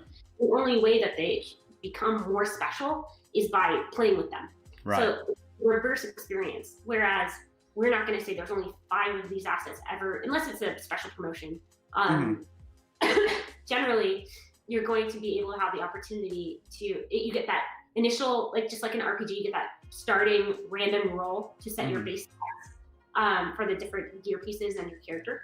And then from there, as you evolve it, almost like if you've ever played World of Warcraft or the bigger specialization games like that, it'll become more, you basically design it how you want it. And the two sides of this is you're going to have assets then that are that base status that no one's ever played with. So it's almost like an unboxed toy. Because in the next season, you won't be able to buy that again. Wow. But secondly, you can then take that, and as you develop it, how many people will have developed it just like you? That will play like that. So as you're looking for different pieces in the future about what you want for your character, you don't have to grind from level 0. You can find what you're looking for that somebody else has, but it's also that bias of like, man, why did they develop it like this? You know, they could have. They built it their way. They didn't build it your way. That's cool. It's possible that we could offer some sort of way to reset to a place. I don't know if it'd be like a payment model or what, or we don't do that. But it is something that's also something that we could put if we ever had like a DAO, right? That we could devote. That's super cool. Well, guys, like, I mean, if I'm pumped, like, I mean, I want to play it now, but I can't. I gotta wait like everybody else. But if you guys want to get in, go to the Neon District website, follow their social medias, jump into their Discords, get on the game in December, and start buying some packs now because I guarantee you they're gonna go pretty fast. And once everybody starts getting the items and everything and starts building out everything, I think once the game starts getting released, there's already going to be enough hype behind it. But I'm always one of those people that if I want to be early, so I want to get my items and everything kind of stacked up before everybody else does. So the items themselves and everything, like, they get built out a certain way. Like, if you're leveling them up, you can put different, things on top of them. Or is it just the characters? So you can put shells. I remember we talked about shells. Yeah. You can put shells on gear. And then, yes, you can put the gear on characters. Sweet. And then it all composes. Awesome. All right. Well, if anybody has any more questions, okay, just give me token. Well, not with that attitude. Does Neon District explore the possibilities of interoperability, or is it quite difficult? Difficult and has to match the theme and style and relevance. We did a promotional interoperable campaign with what we called our Radiant Blade, and it's an asset that in Neon District it's a sword, and then 2 other games it is a different asset. So the way that we approach interoperability is, even though it's the token and the metadata it carries, it can be represented though still in Neon District like art style. So it renders differently. And then its functionality in those 2 other games is totally different. So in Battle Racers, it becomes a car part. It actually, if you have the asset in your wallet, you have neon lighting under one of your race cars. And then in Light Trail Rush, if you have this asset in your wallet, you have a hologram that shows up on one of your spaceships. That's cool. Yeah, That's very cool. And that's, I guess, the nice thing about that is you don't have to move the asset around. It's just the fact that you can have a token. It can be ERC20, it can be 721, it can be 1155 token in your wallet, and the game can just represent it in lots of creative ways. Super cool. All right. Like, I'm just gonna throw this idea out there. Imagine you have a certain type of token, and it's one that on different levels you could have a chance of. I don't know if you've ever played Undertale. Yes, I have. So the way that Undertale works is that the whole game, your unique game is generated from a seed, and then you have this breakout of chance of possibilities of how your game's gonna go. Right. So no game plays the same, and then you have small chances of like super cool interacting with what's his name, Dr. Gask. Yeah. Like the door, there's a secret door. So let's just say you have certain types of tokens in your wallet that give you this very small % chance of another level opening up, like the secret level. Yeah. I've always loved that in games like Sonic the Hedgehog when you get the secret level. And Chaos Stones. Yeah. Chaos Emeralds. Playing around with those ideas with tokens too, because we can have lots of different partners and design experiences around them. Cool. All right. So, well, I guess that's pretty much it on the wrap up for time. So, if like I said, I'm not really seeing any other questions, but if there's anything you want to tell the people before we go. I'm good. I think like if you want to be a part of the conversation and help kind of craft the world with us, we're really collaborative and open-minded. Like, definitely we approach Blockade as we're building directly things that we think the community will enjoy.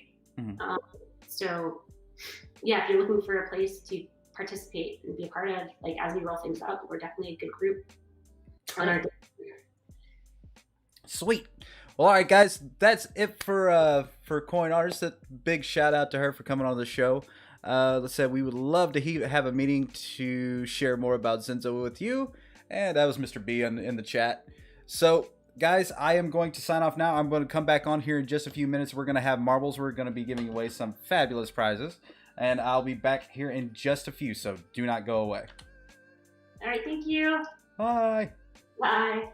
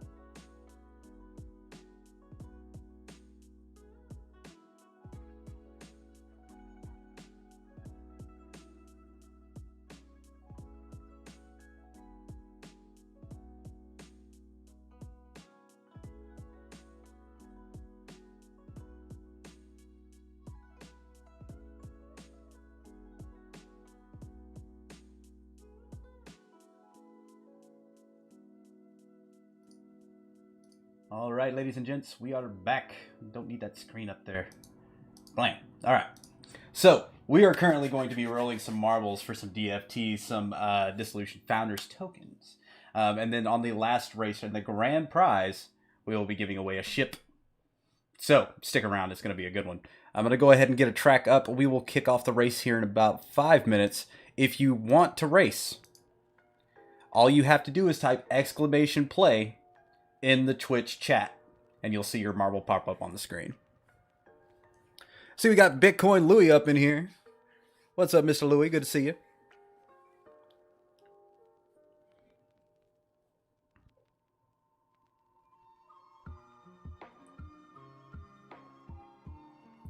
The ETH address was only for a few minutes. That was going to be for some of the coin.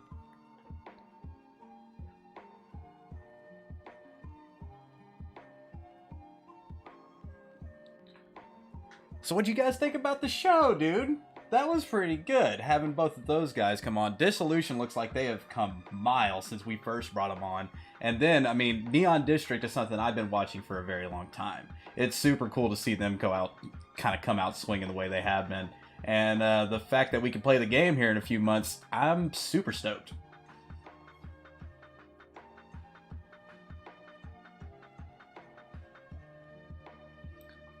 About 13 people on the track.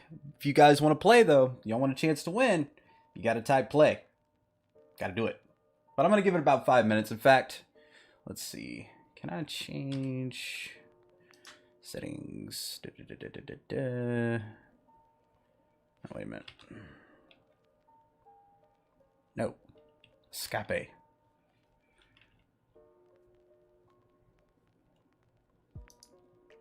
No, I don't want to go to the main menu. I want to go back to the screen.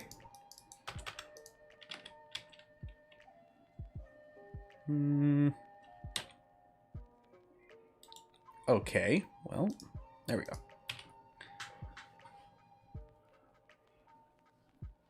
What is content address? So, wait a minute. I don't know what content address is. I don't know what the I don't know what the context is.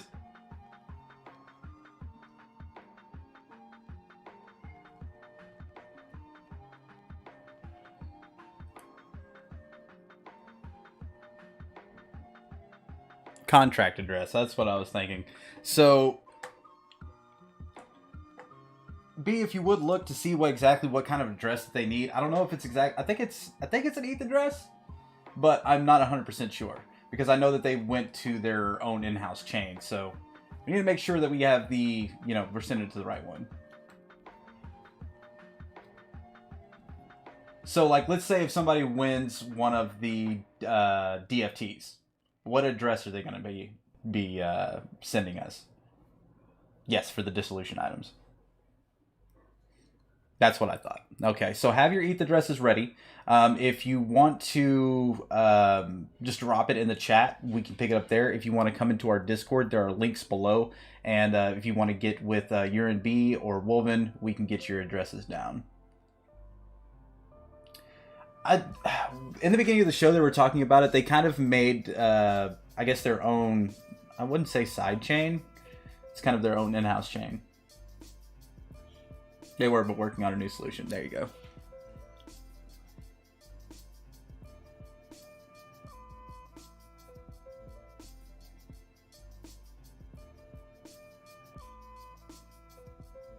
Cool. Layer 2 is so hot right now. I can see the meme already.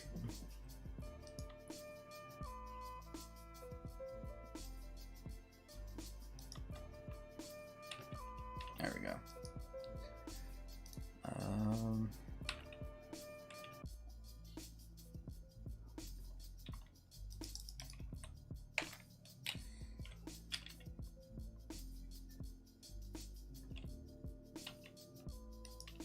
Give me my cursor back, thing. Alright. So 10 lucky people will win a DFT. Yes, we are going to, let's see, we got about an hour to kill, so we'll do 10 rolls. We'll do first place winner gets a DFT. And then on the last race, we'll give away a DFT and a ship.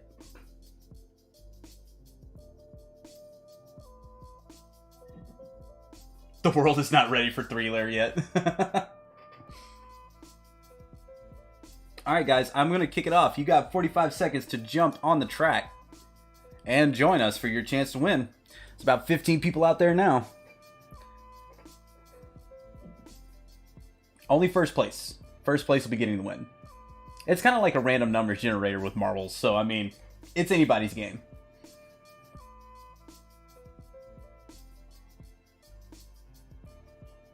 Boost is not enabled. We're, just trying to keep it somewhat fair. Yes, except for teams. So, like, if some of the team wins, we'll just go to the next person. So, if it's like Urine B or Wolven or Kakios or like me, then yeah. It'll go to the second place. And thanks everybody for all the subs and follows today. It's much appreciated. Play to lose, the new style.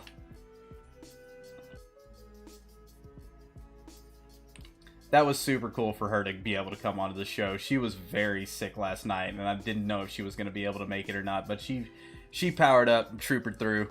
Uh-oh, Gonfer took a dive. Oh, God, everybody's dying. Louis, no! Not like this, Louis. Not like this. Still power.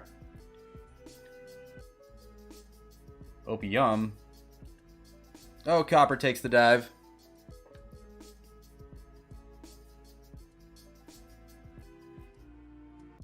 Where I can find spam folder?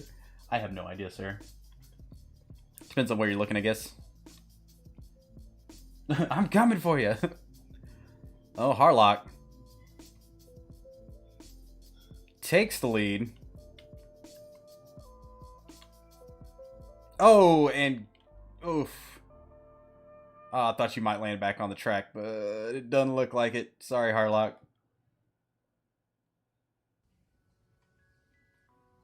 Yeah, he got boosted all right. Oh no, B's dead. Alright, doesn't look like there's any more team on there. Opium still contending here. Oh god. Oh, Miescates. Big smile. Still anybody's game here.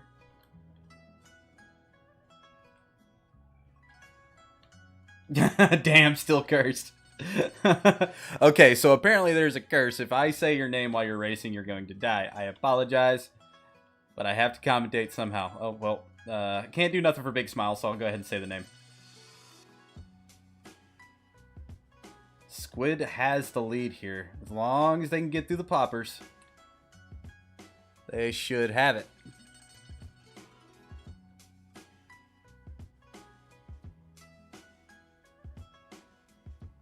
Oh. I guess I looked away for just a second. I guess you got popped. There's only, what? Oh god, daughter of May. There's only 2 people left alive on the track.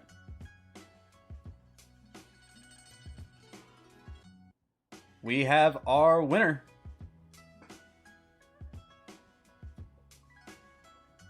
So if you would like, you can go ahead and post your Ethereum address here, or you can come to our Discord, and we will get you set up.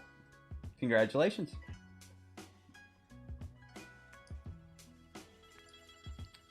All right, we'll get that next track up and going. This kind of looks like a Neon District S track. I'm digging it.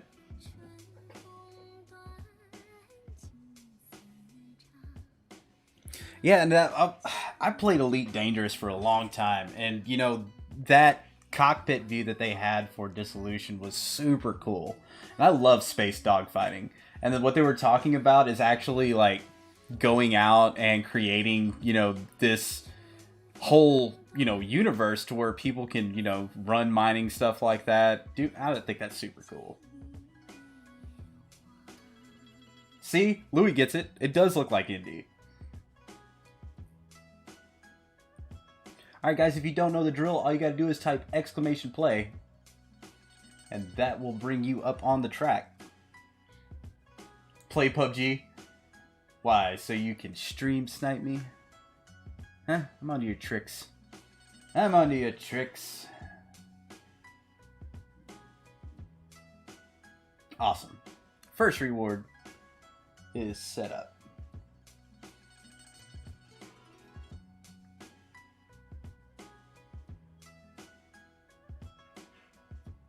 Exactly. But there will be a grand prize on the last race. You will get the DFT. Also, you will get a ship. And it sucks because I want to win the ship, but I can't. Because I'm the host. It doesn't work that way.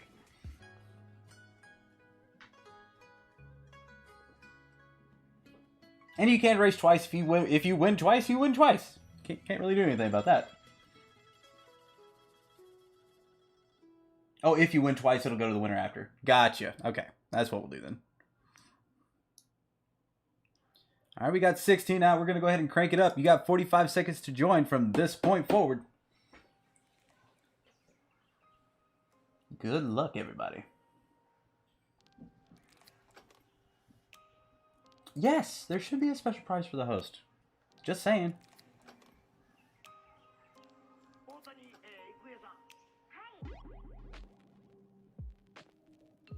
$16 people out of the track. We got 27 people in Twitch. Come on, man. Come on. Type exclamation play. Play marbles with us. It'll be fun.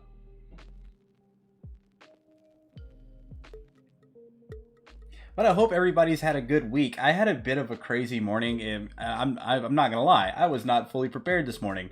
My county went under like a state of emergency due to a brain-eating amoeba. I know it sounds like I am straight making that up, but it is true, 100%. Wow, this does have a Neon District feel. Oh, bro, Louis, look it. It's got a diner. It's got a Marvel's diner. It's a tasty-looking burger. Kitty burgers.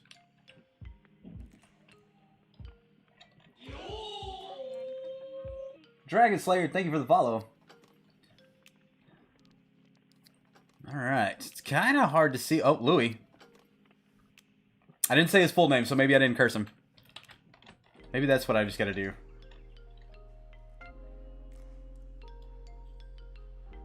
Win 500 marbles. Dude, I know, right? I want to have so many marbles on the screen, like my computer freaks out. Go, go, go, go, go. God, it's so slow. I thought I had it in slow motion for a second, but I don't. If you guys haven't played marbles before, there is actually a side app to where you can actually go purchase marbles and stuff like that. See how Copper Tequila has those cool flames that are burning up Copper? You can get that.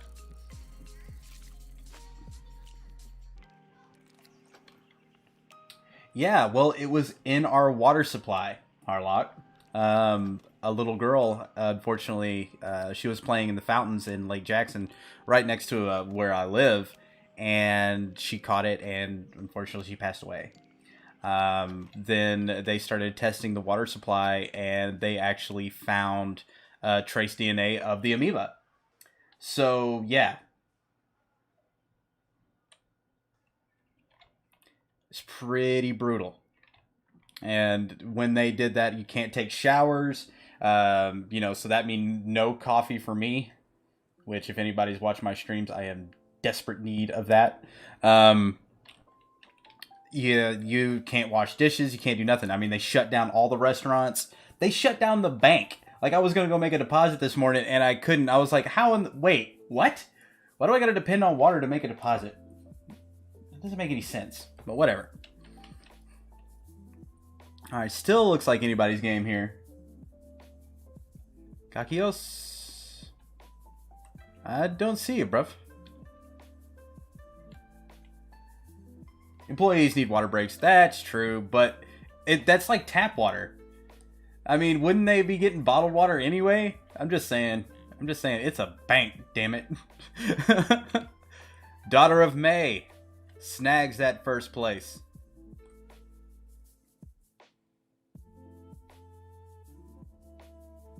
No, we don't have Zinzo marbles yet. And that's all I'm saying. That's all I'm going to say.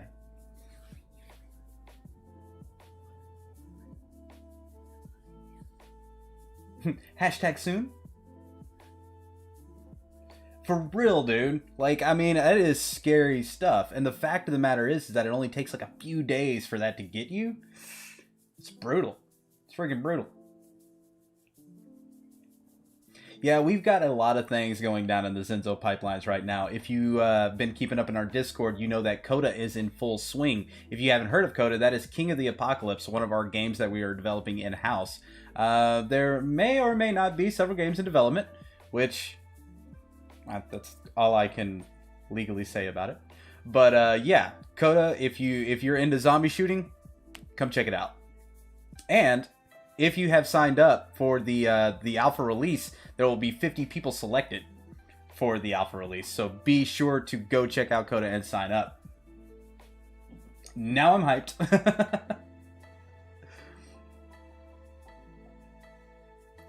All right, Daughter of May. You know me, so if you would like, you can go ahead and send me your ETH address, or you can just go ahead and send it to Mr. Urine B. I know you're in our Discord, so if you would like, just go ahead and send that off to him. Yes, Louis, we're underneath the radar in a sense because we feel like our product should do our advertising for us, but we are just getting to the point to where we can get ready to release those. Daughter of May, she's OG, bro. She's OG. Daughter of May has been here since the first checkpoint, since I started doing Marble Madness last year. Thanks for that, Gonfer. I appreciate it. Mother Nature hates us, Bitcoin, Louis.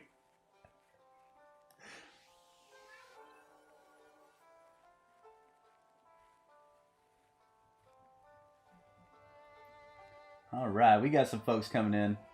Next track is up, guys, so if you want to type exclamation play, get out there on that track. Got about...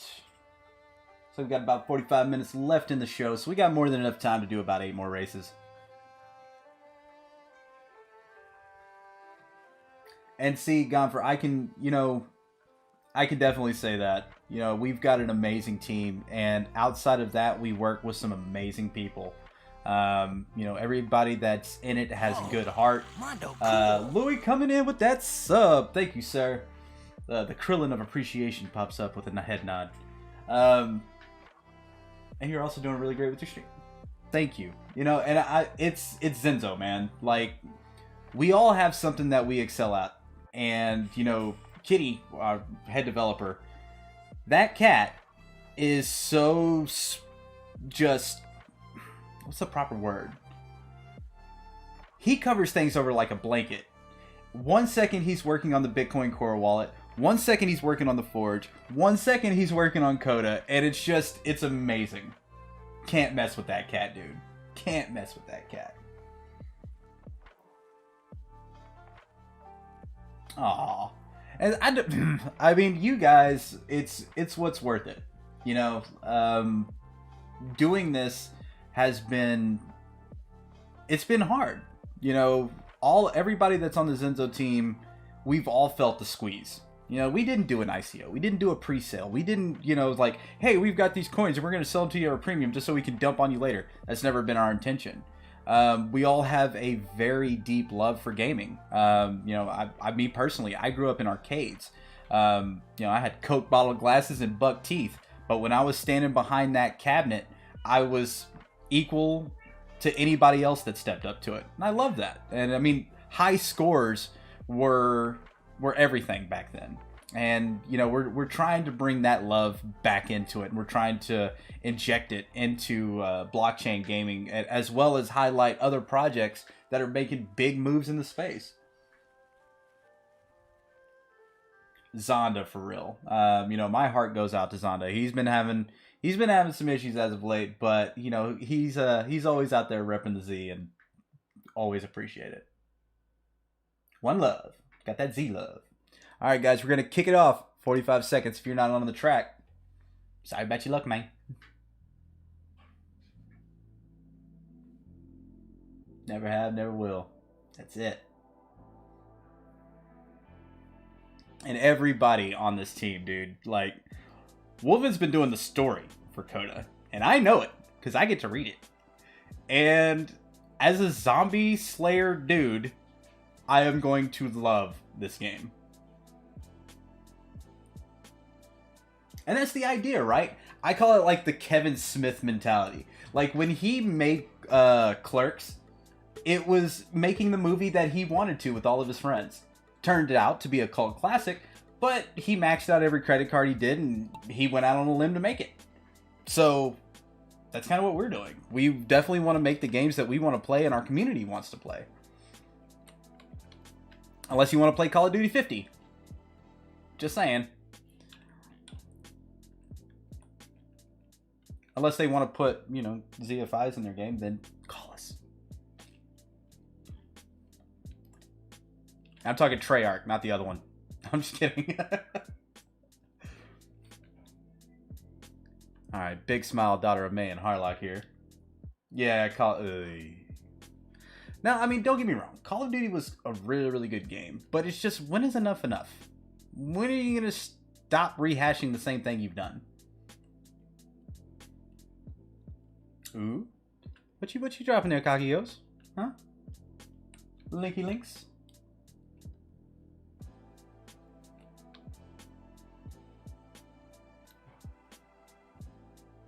But I mean, I'm excited to see all the different styles like came out. I mean, Hash Roast was really cool because I'm an RTS player. They were super cool to bring out on the stream. You know, Dissolution, obviously. I mean, for the first time that I played it to where it is now, like, I got to go do the update after the show and play it. So, but there's so much room for blockchain in gaming. Especially like when you think of games like EVE Online and stuff like that. It fits perfect. The immutability, the ability to sell items, destroy items, and get something out of it. It's time the gamers got paid for their time. You know what I mean? If somebody is getting paid for me watching a 15-second video on freaking Facebook, why can't I get, you know, play a video game and get something more out of it?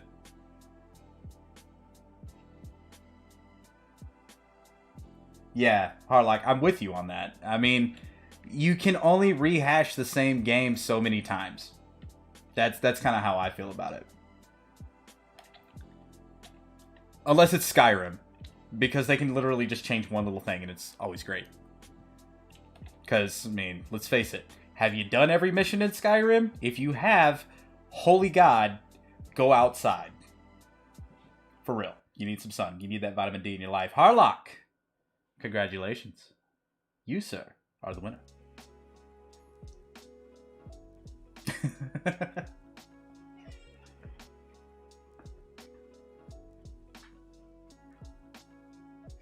But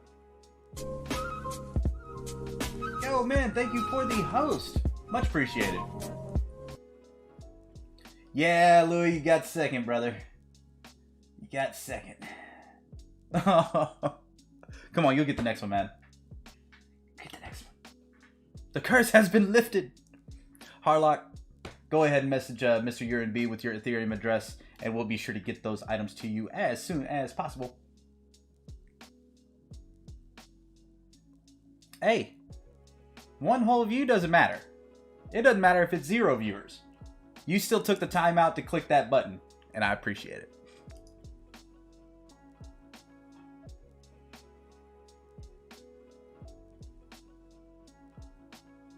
This is a new track. I have not seen this one before. Alright guys, y'all know the drill. Exclamation play.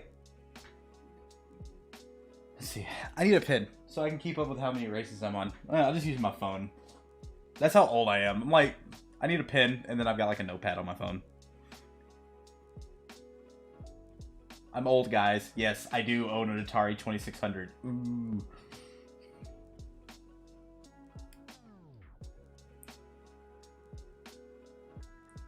Which, by the way, Yar's Revenge is still cool. I don't care what anybody says.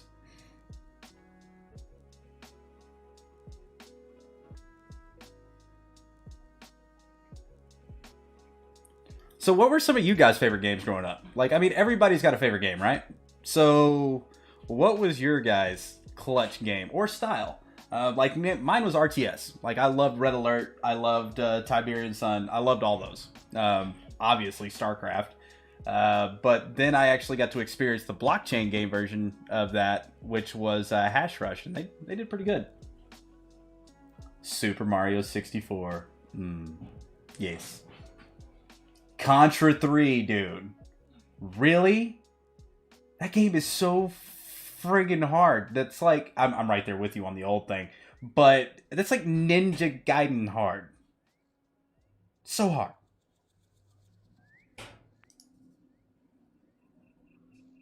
Yeah. River Raid. Dude. Warlords. Nice. Nice. Okay, now this is the thing. I beat Battletoads. Alright?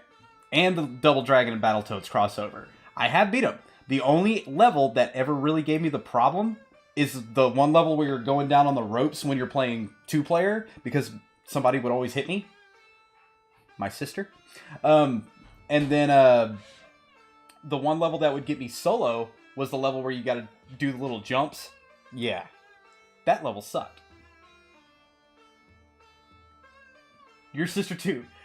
Was she an older sister? Or is she a younger sister? Because mine was older, so you know she was taking player 1. No, younger. Okay, see, I had an older sister. So, yeah, I think she had like 4 or 5 years on me. So she could pretty much beat me as an 8-year-old.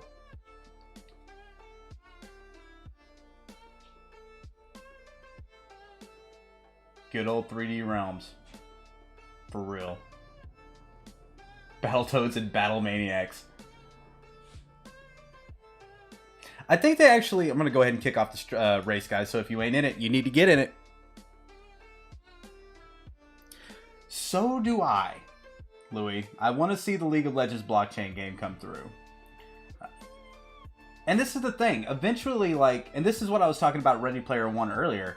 They actually took the servers and... Biggest influence for games? Where to begin, right? They actually made it to where all of the different games kind of coincided.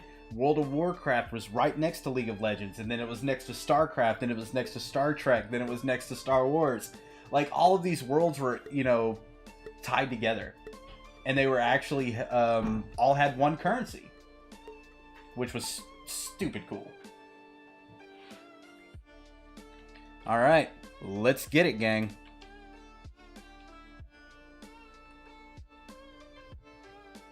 Why not me? It can be you.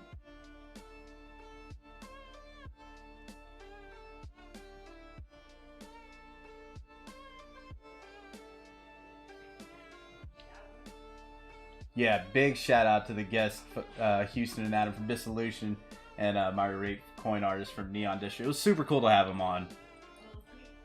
Definitely looking forward to Neon District coming out. Oh, I died. I already died.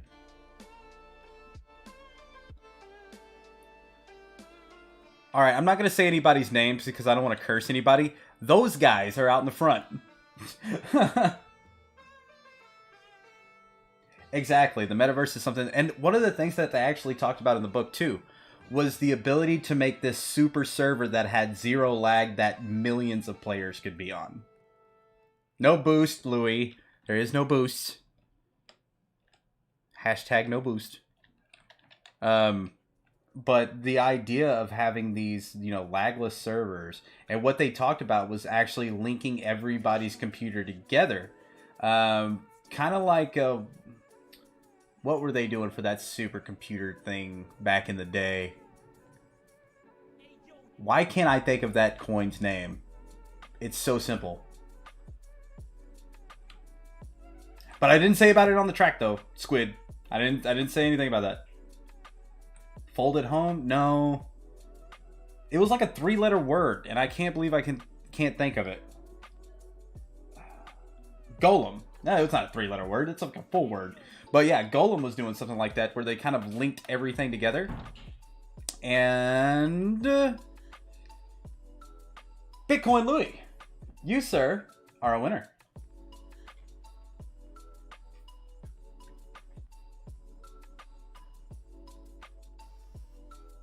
Let's go. All right, Mr. Louis. If you are in our Discord just go ahead and drop a DM to Mr. Urine B or Wolven, and we will get you the items as soon as we can get those addresses over to the guys on Dissolution.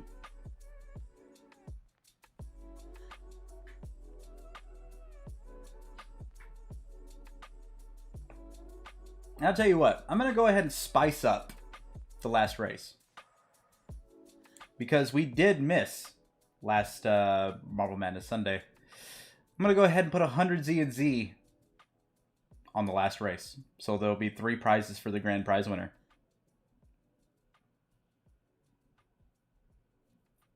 How do y'all like that? Let me step it up a notch, huh? Just crank it up a little notch. A little notchy notch. This will be coming out of my personal wallet, of course. We played together on that island. His voice always used to be there. And now it's gone. I can't think of his face or his name. Looks like Gobber heard it. So for the for the last race, okay, we won't do double rewards if you just win on these first 9 races. But if you do win on the last race, it's anybody's game, all right? Because there's only one grand prize. Not everybody's going to get one. So even if you won, be sure to stick around for that last race.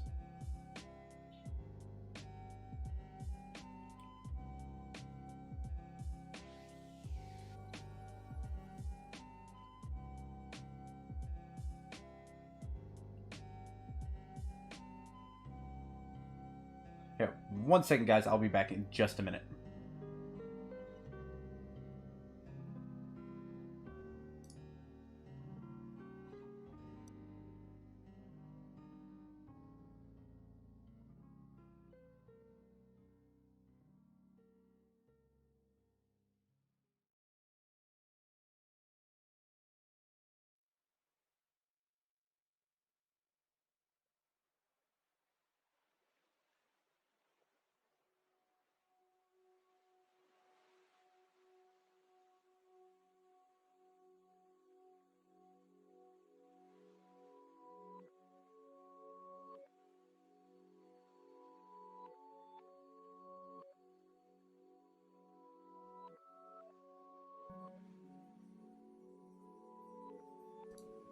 And back. I was being hailed by the miss. Alright, let's see. We've got 15 people out on the track now. I'm going to go ahead and start it up. You got 45 seconds if you want to do it. We got to start cranking these up. It's already 30 minutes in. If it runs a little bit over, y'all are worth it. Yeah.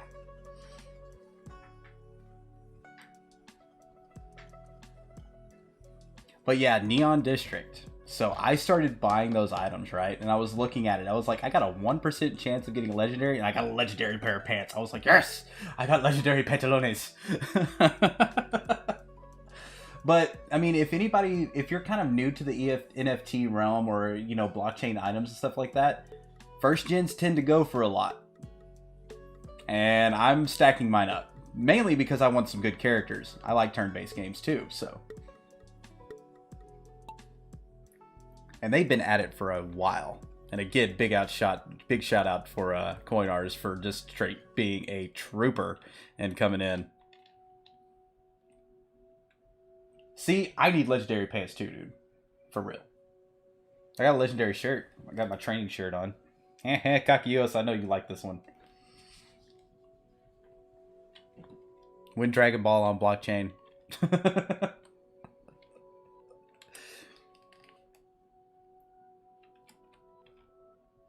I need them legendary pants, yo. See? I knew you'd like it. Today, we train.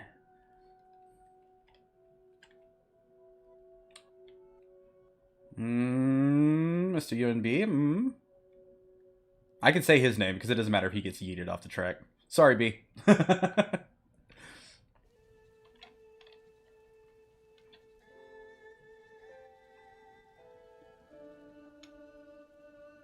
Because, I mean, when she was talking about, the different games, find all Dragon Ball NFT and intersect contract.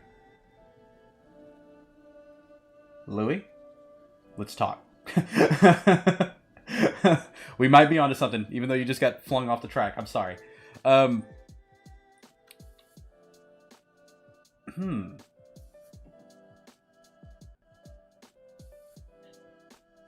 Well, Dragon Ball Z, Zenzo Z maybe needs to be a ZFI. Kitty, do it! Alright, looks like the lovely Copper Tequila snags a win. Legally, of course, yeah. I mean, we just can't be ripping off Dragon Ball Z stuff. No. No. Win Namek, dude. That's got to be the second one, right?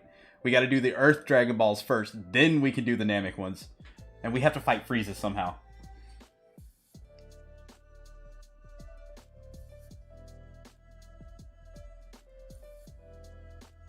I did like the Dragon Ball Z series though, man. Even though it was incredibly long.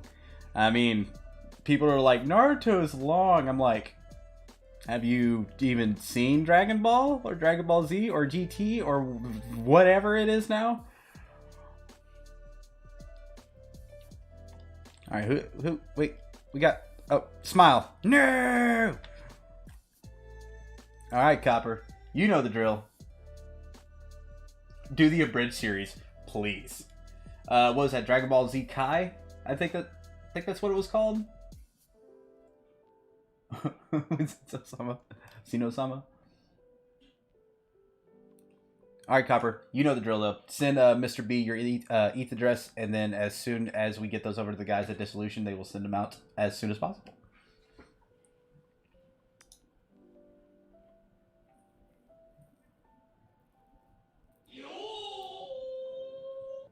Yo! Woke Walk, thank you for the follow. It's much appreciated. DBZ abridged. Alright, next track is up. All you guys got to do is type exclamation play. I do believe this is our 5th race. Yes, 5th race.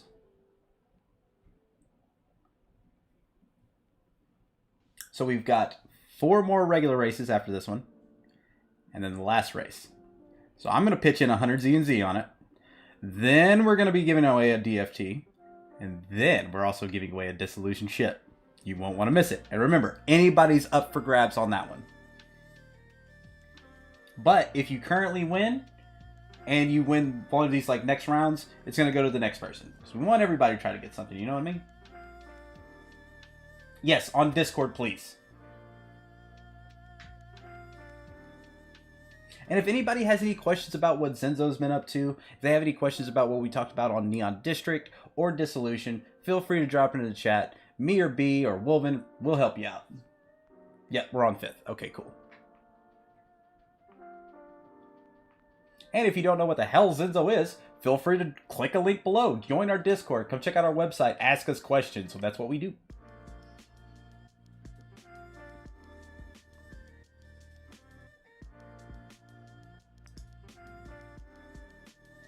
The Forge, like, we've been kind of working on that, and that thing is super cool. If you've seen the recent meme put out by JS Kitty, it's so good. It is so good.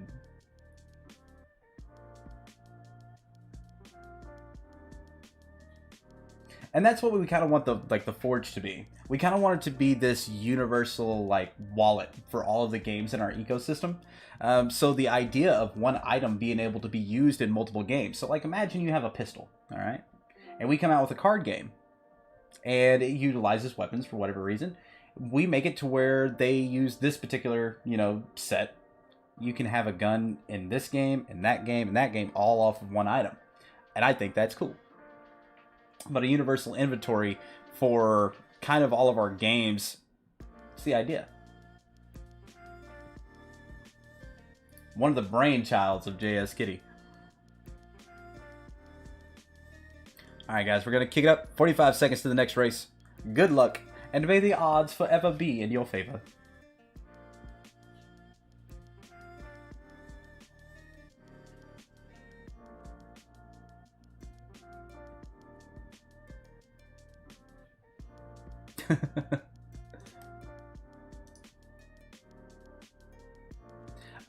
Yeah. I'll go ahead and send you the stuff because she DM'd me. Daughter of May did. Let's see.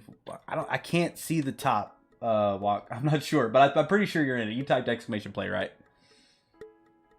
But I'm gonna send you Daughter of May's ETH address, B.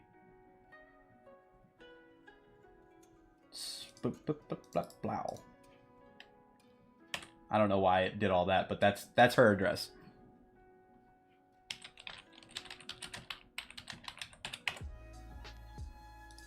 Alrighty. Yep, there you are, bud. Woke walk. Got that woke walk, yo.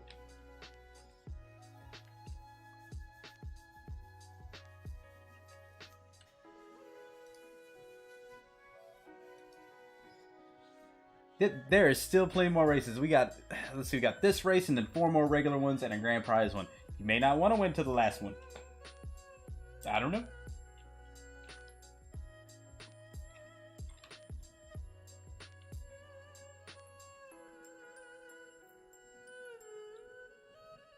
I am not saying that name. I just realized what you did, Mick. I need a blue shell stat. And if you don't know what that means, I'm sorry. But go play Mario Kart. You need it in your life.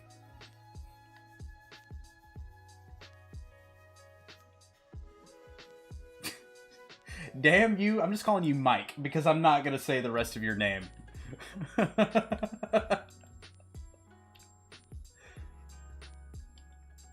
That reminds me when Bart Simpson calls Moe's Bar. I'm looking for an icy wiener. Come on. Simpson jokes, man. Come on. See, Louis gets it. See, we could be old. It's alright.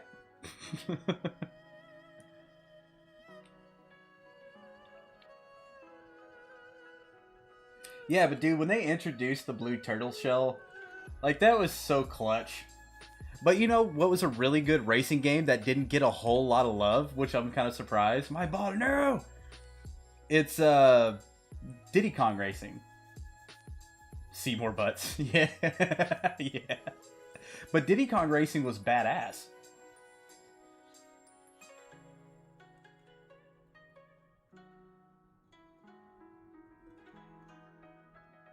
That spinny thing is like Fall Guys, pretty much. Opium? I'm not sure if you already won one. Because if you did, I know Bitcoin Louie won one, I know Copper Kilo won one, but Squid has it. See? Step, you know. Diddy Kong was awesome. Again, maybe for Siblings Local Co-op, for real. No, you didn't. Okay. Then Opium, congratulations, my friend. It's okay, Harlot.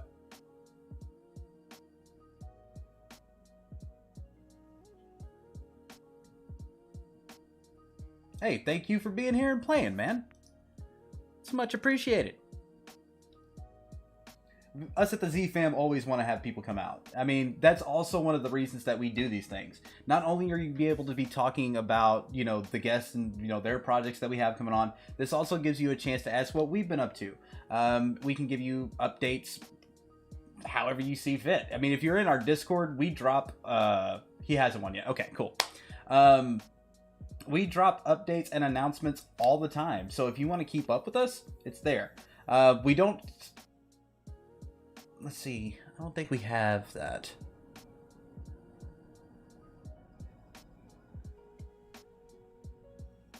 I was thinking if we have, like, the roadmap and still and everything posted up, but we don't have your typical roadmap.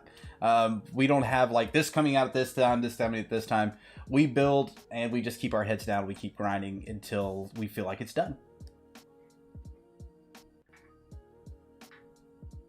Opium. Or Opium, excuse me. Go over to the Discord link right there. Send Mr. Urine B a DM with your ETH address, and he will get you hooked up.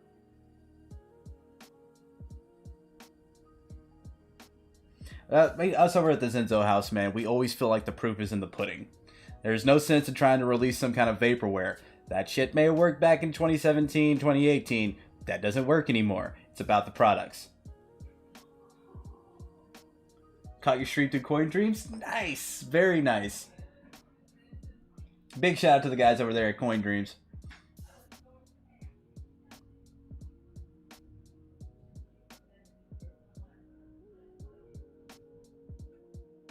All right, let's kick it.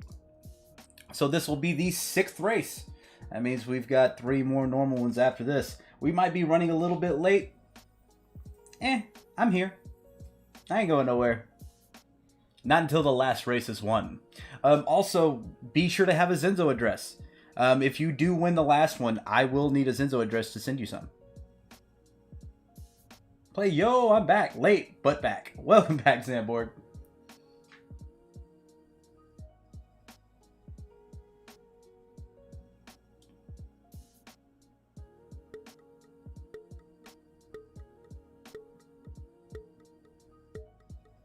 All right, guys, let's kick it. Hey, it'll be there, though. The replay will be there. It's all whole one piece.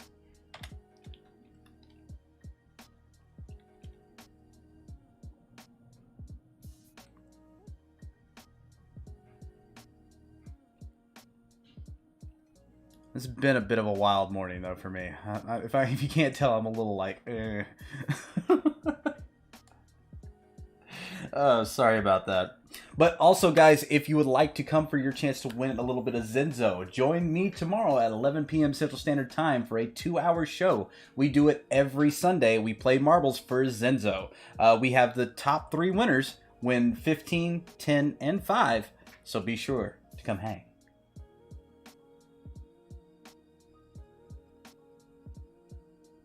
No worries, Amborg. Winzo with a Zenzo. Who am I gonna bet on? Who do I think is gonna get this one? I think it's gonna be Squid. I'm giving it to Squid. Squid's gonna win this one. I believe it. For the gamer, by the gamer, through blockchain. I'm a nerd. So, yeah, it is definitely for the gamer, by the gamer. I think everybody else in the Zenzo team can pretty much attest to that. How much have we been? I don't know. I don't know. Squid, come on, dude. Don't let me down. I'm glad I'm really not betting because I'd be in trouble right now. Big smile. Congratulations. 2 Z&Z on Big Smile. Well, I lost that one, Zamborg. If I would have took that one, I would have lost. All right, Squid, you got to get the next one, bud. You got to get the next one for me, man. I believed in you. Believed in you. Big Smile, I already know that you're in our Discord. Please send Mr. UNB your Ethereum address so when they start handing out the prizes, you will receive one. If not, I'm in your DMs already. I will hunt you.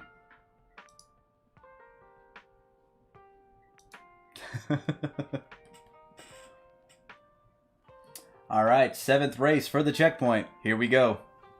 Exclamation play if you want to get up in it.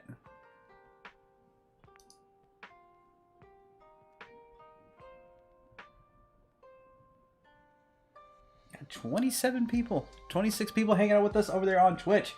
Thank you, everybody, for coming out today. Thank you for all the love that you gave for Dissolution and Neon District. And like I said, a big shout out to her for showing up because I know she was sick. She had to get up in the middle of the show for a coughing fit. But that tells you something. She's a trooper.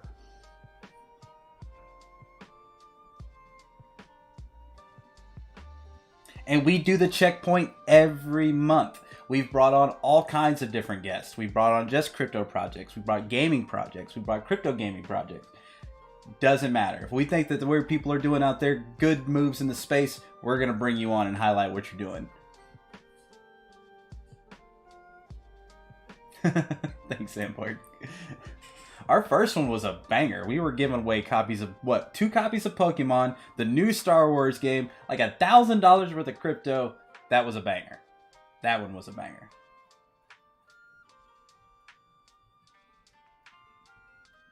Come on, Mike. You get this one, bud. You'll get this one, bud. All right, guys. Here we go. 45 seconds. If you want to get in it to win it, you type exclamation play.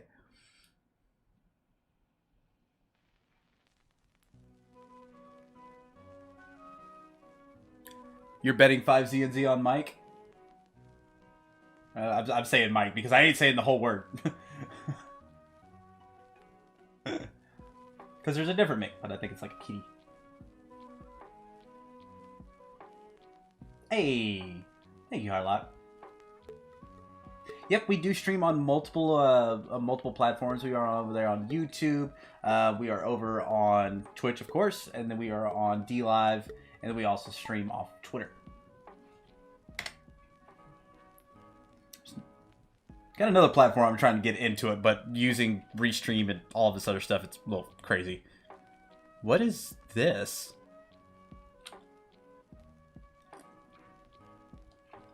It's like an airport, I guess? It is like an airport terminal. I guess for law regulation, I should stop betting. You can do side bets all along. Just, I can't acknowledge them as, you know, a legitimate bet, or, you know, Uncle Tindy will be. What happened to Tendo? Oh, well, he went to jail for betting 5Z and Z on the stream. America. Lol.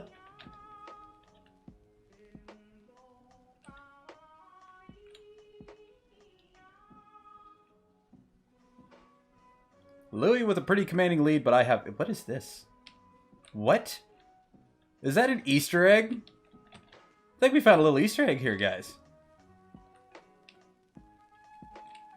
Little alien spaceship. I love Easter eggs. Don't want that to happen. Please, no. I don't want to go there. No. The food's terrible. I heard the sleeping hours suck, too. No, I've never been. Boost!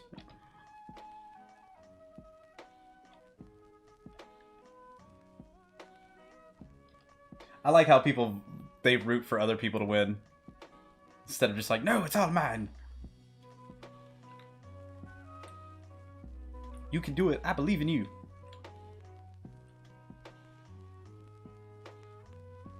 Because you have the power.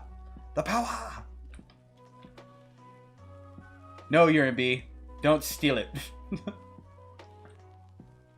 It jinxes them every time, dude. I know. I'm sorry. I shouldn't say people's name. I'm sorry.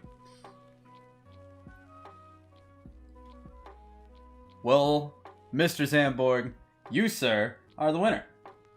I know you were rooting for somebody else, but it looks like you got it.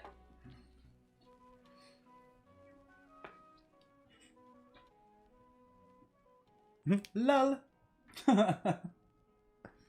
And if you guys haven't smashed that follow button, that'll be the only thing I'll ever ask you to do. Smash that follow button and join us for every event and all on Sundays. Mission accomplished.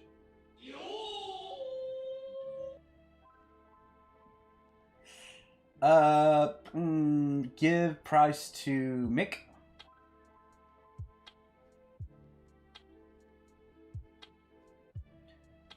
I want to try to keep the. I wanted to try to just keep it normal so we can keep up with the ETH addresses, Zamborg. But he says he was unlucky. Well, you know what? I'll allow it. What do you think? Should we do it, guys?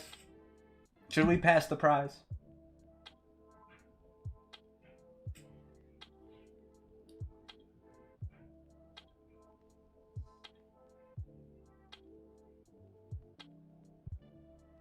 I leave it to the community. Got one for yes. Got another one. We'll say 1 for yes and 2 for no.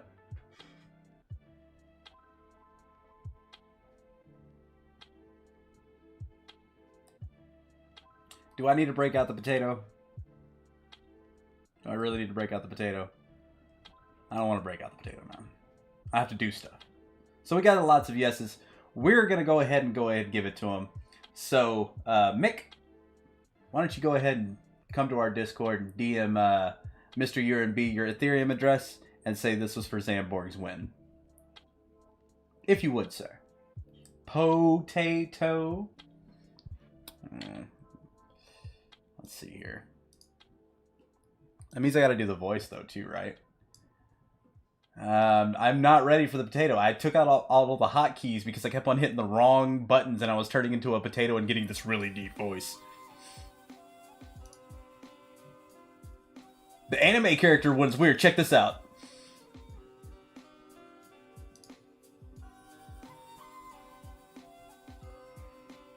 That's weird. Ha ha ha ha.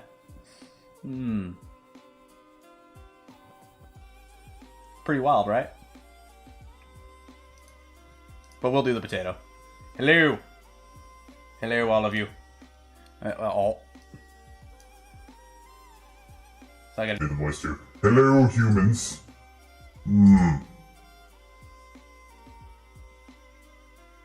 Both are epic. Epicness. Filthy humans. Alright, let's go to the next race. I'll be the potato for the rest of the show.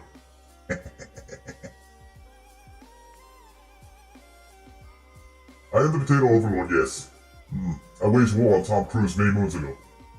Many moons. Yes. Fresh blood. Z-Tatos. Yes, Zinzo is fully endorsed by all the potatoes in the world, yes.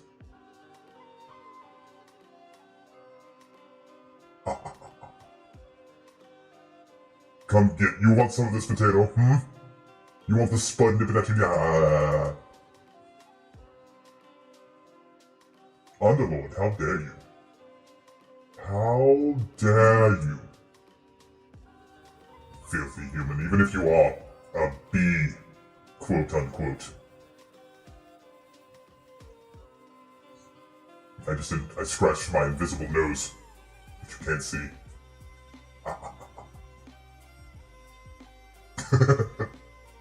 Well, thank you, Louis. I'm glad you find it hilarious.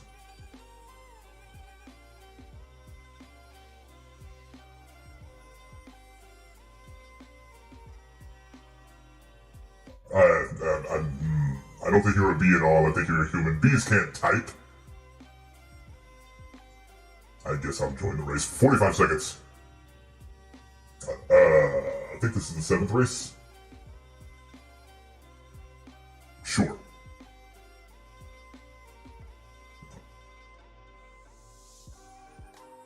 Potato.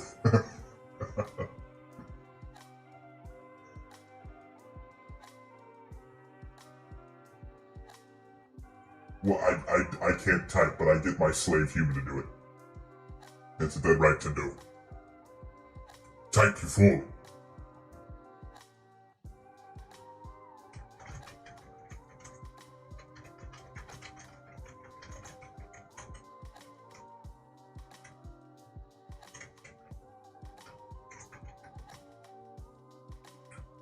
It is Snapcam, human.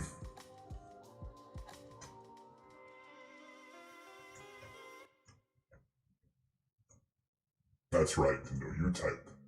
Filthy human. Potatoes. I'm a very special potato. Thank you.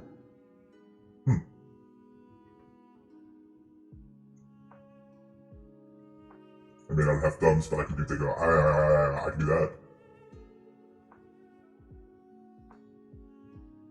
Yes, I shared my secret.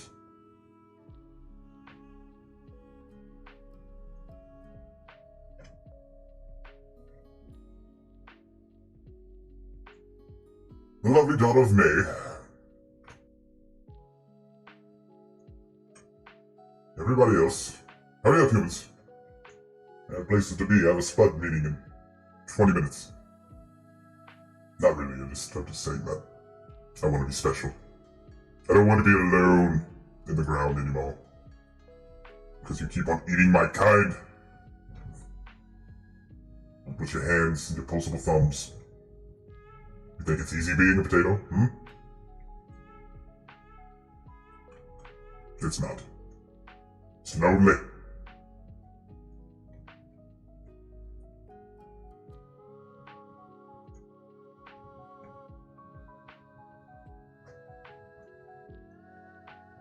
I will wiggle for you.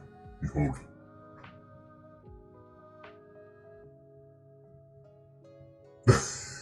No, what? How dare you, Kappa?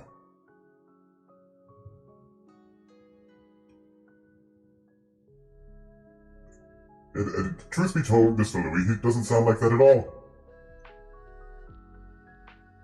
Cryptop, congratulations. Cryptop, I know you are in our Discord. Feel free to send Mr. UNB your Ethereum address. No, Cryptop's one of the OGs. Yes. It wasn't a terrible movie, but it was a little cringeworthy at times because I think the bee had a thing for a human. Question mark.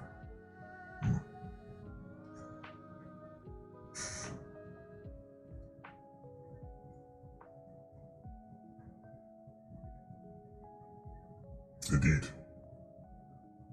Yes. Yes. Oh my, indeed. It's a little bit of cringe. It's worse, very worrisome. In a species with the bee, I'm pretty sure somebody's in trouble. Ugh. It's okay, we have 2 more normal races. You humans will have a chance.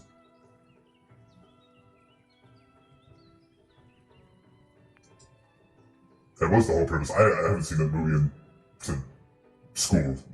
Potato school, back in the day.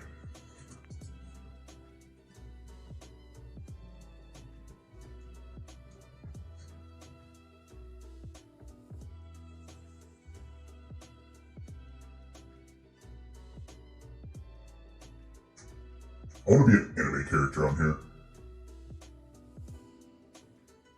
Alright humans, you know the drill, exclamation play. Chop chop.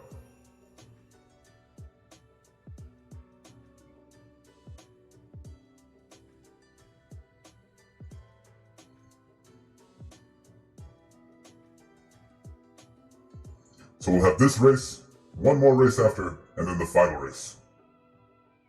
Are you ready?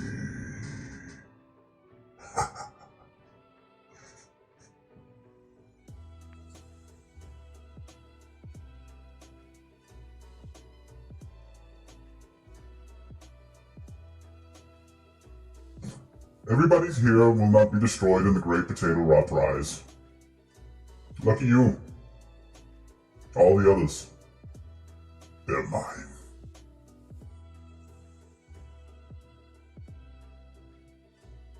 Oh, Zamor, you're too kind. You will be on the High Council. You will be on the High Council of the Spuds. The race has begun, humans. Get in it.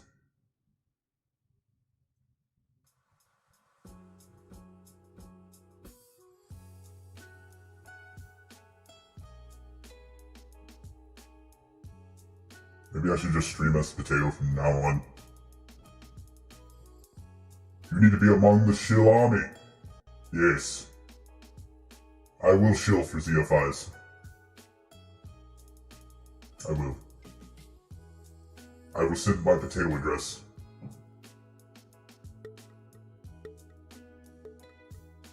But you have to promise to stop eating tater tots. All you tater thoughts. This is true. This is true. Tater thoughts. Sorry.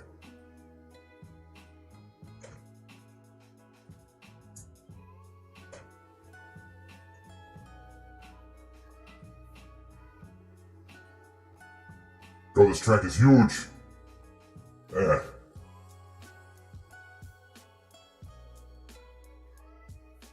But be sure if you're not following us on Twitter, go look up Zenzo Ecosystem.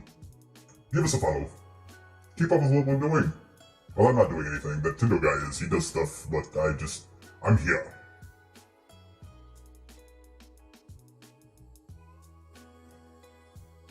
There should be some links below that the human put on there. Ain't that right, you little? Mm-hmm. Yes, follow the potato. Maybe the potato needs to make his own account. Possibly.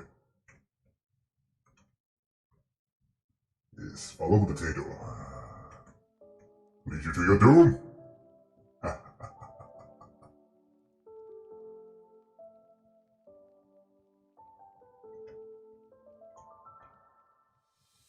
Mike, I see you. Could this be your time? Don't mind me. Don't mind the bee. Just gonna win this real quick. I don't know, Crypt Up seems like he's got a pretty good lead on you.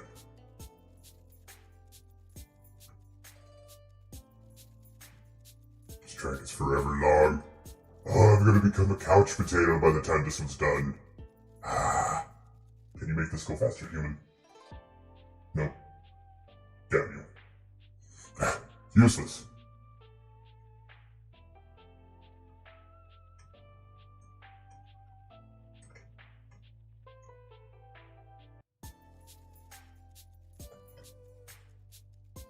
Come on, Mick. You got this.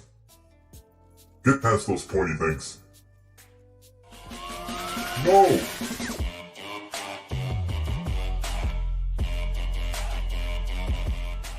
Mr. Mad, good to see you, friend.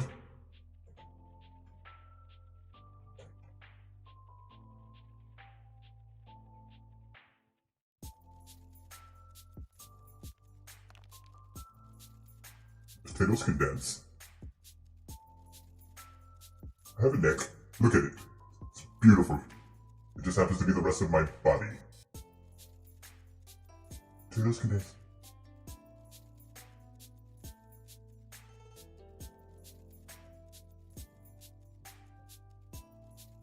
Gamfa. Will this be your time? There it is. Did Gamfa win? I'm not 100% sure. But yes, good to see you, Mr. Man.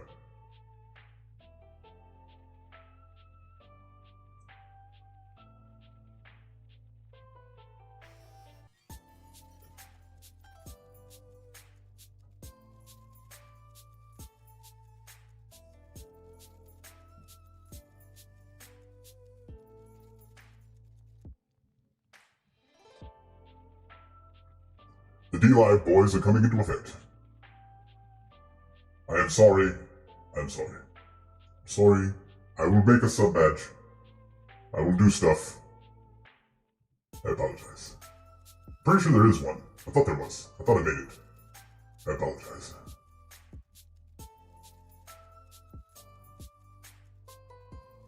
Hi, Gomfer. Send Mr. UNB your address. He's talking to Harlock, bruh.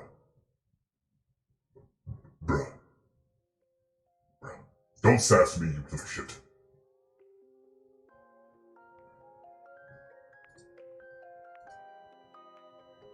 Take that. This will be the final normal race. Prepare.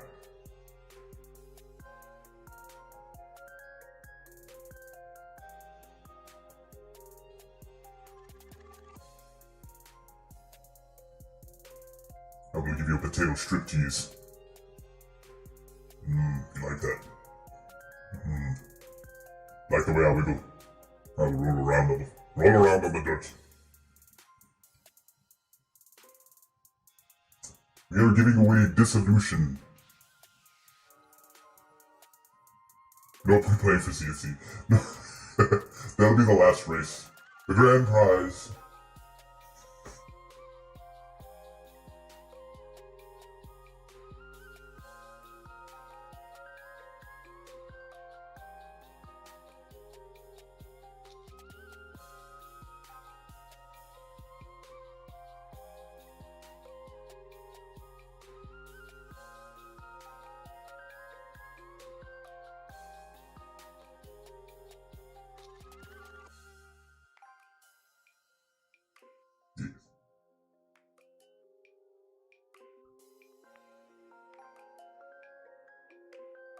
yes, Dissolution is free.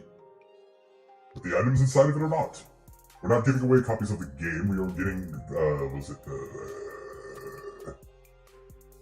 what?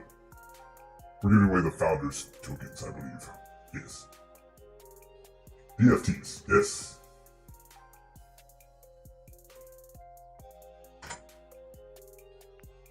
"45 seconds to the next race. The final normal race.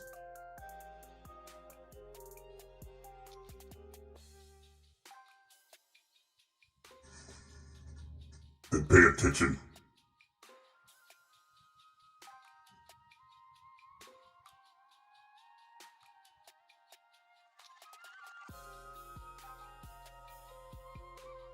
The final countdown. We can't play that song because we will get muted.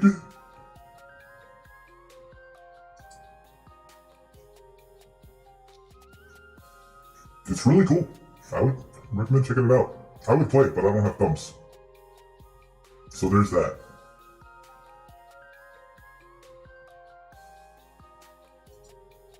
Yeah, space mining, like, it's way better than potato mining. Hashtag soon. Oh, this is not a good track. Ugh. Ugh. Ugh. Ugh.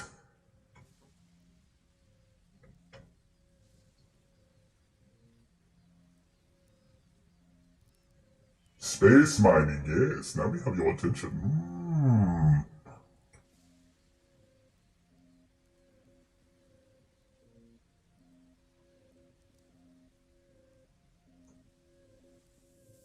Group top. No.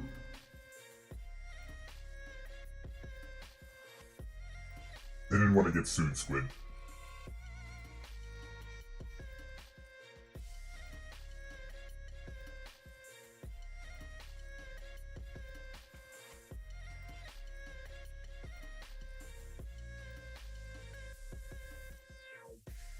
Fly me to the moon, let me play amongst the stars. But I can't 'cause I'm a tater and I'll never make it to Mars.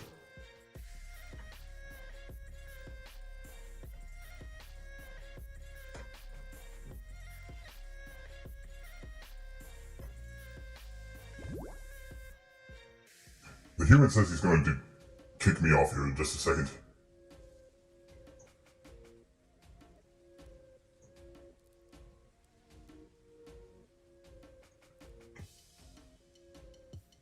Whoa! Copper Tequila gets first by some type of witchcraft, but she's already won, so we'll be giving that to the next one.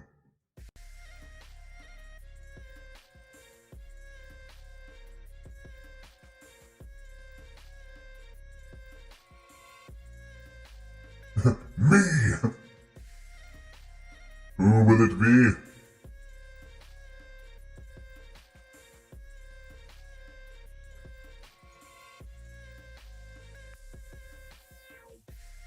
Looks like Mad will be the winner. Congratulations, Mr. Mad. You need to go. DM Mr. UNB your Ethereum address, sir. Please. Now this filthy human is going to take over. I bid you all farewell, and good day. The potatoes will destroy you.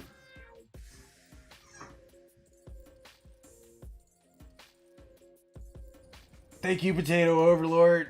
May I have another? Alright, this is the final race. Good thing you're not a potato for the end. Yeah, man, I gotta be me. I gotta steal it back. Cause he's a jerk and he wants to enslave all the humans, so can't have that.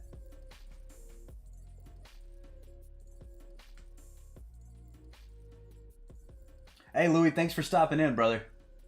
We are on the final race now.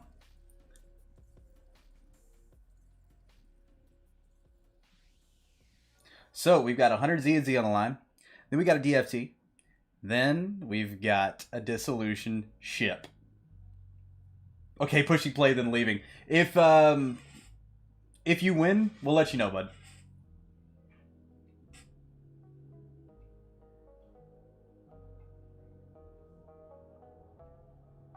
Be easy, friend.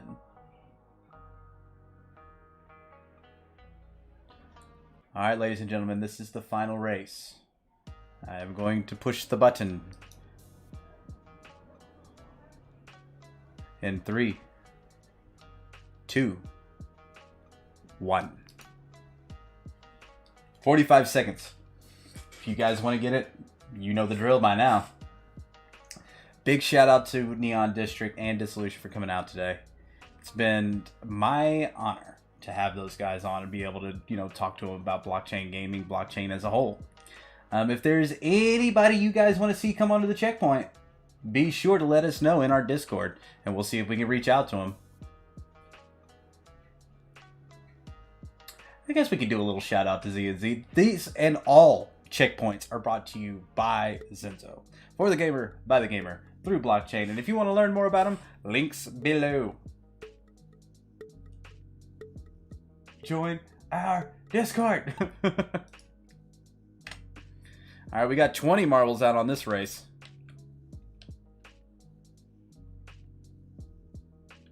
This is your time, Mick. This is your time. This one's up for grabs from anybody. So it doesn't matter if you won one previously. This one is for anyone. Unless you're on the Zenzo team.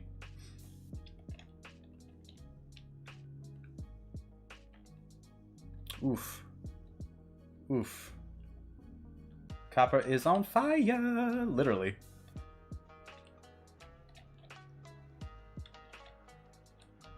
Quite literally.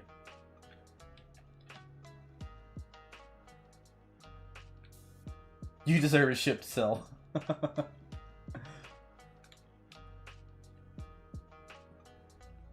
Oh, Big Smile makes their way around. Mad Ed. Oh, no, no, no. Mr. Mad. Sneaking up in there. Big Smile. Cryptop. Copper. Gompher. Oh, boy. This is it. This is it. Now remember, you can be teleported. Big Smile gets the launch. Misses the track. Ugh. Spinny thing. Spinny things have always been an issue for you there, bruh. Oh, this looks like it's between Copper and Zamborg here. Make not too far behind.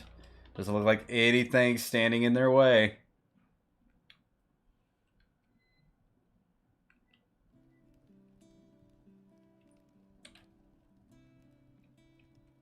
Copper, I do believe that you, my dear, are the grand prize winner of the checkpoint level 10.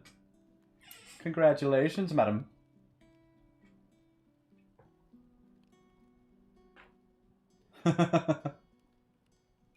Congrats.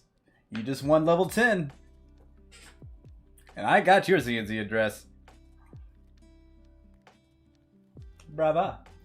Brava. Ladies and gentlemen, it has been my pleasure. This has been brought to you by the guys over here at Zenzo. I'm their janitor. It's kind of an ongoing joke. But if you want to learn anything about us, be sure to come join our Discord. Follow us on Twitter. I'll be doing marbles again tomorrow. Thank you for the limit over there, Mad. And I will see you guys on the flip side. Peace, everyone.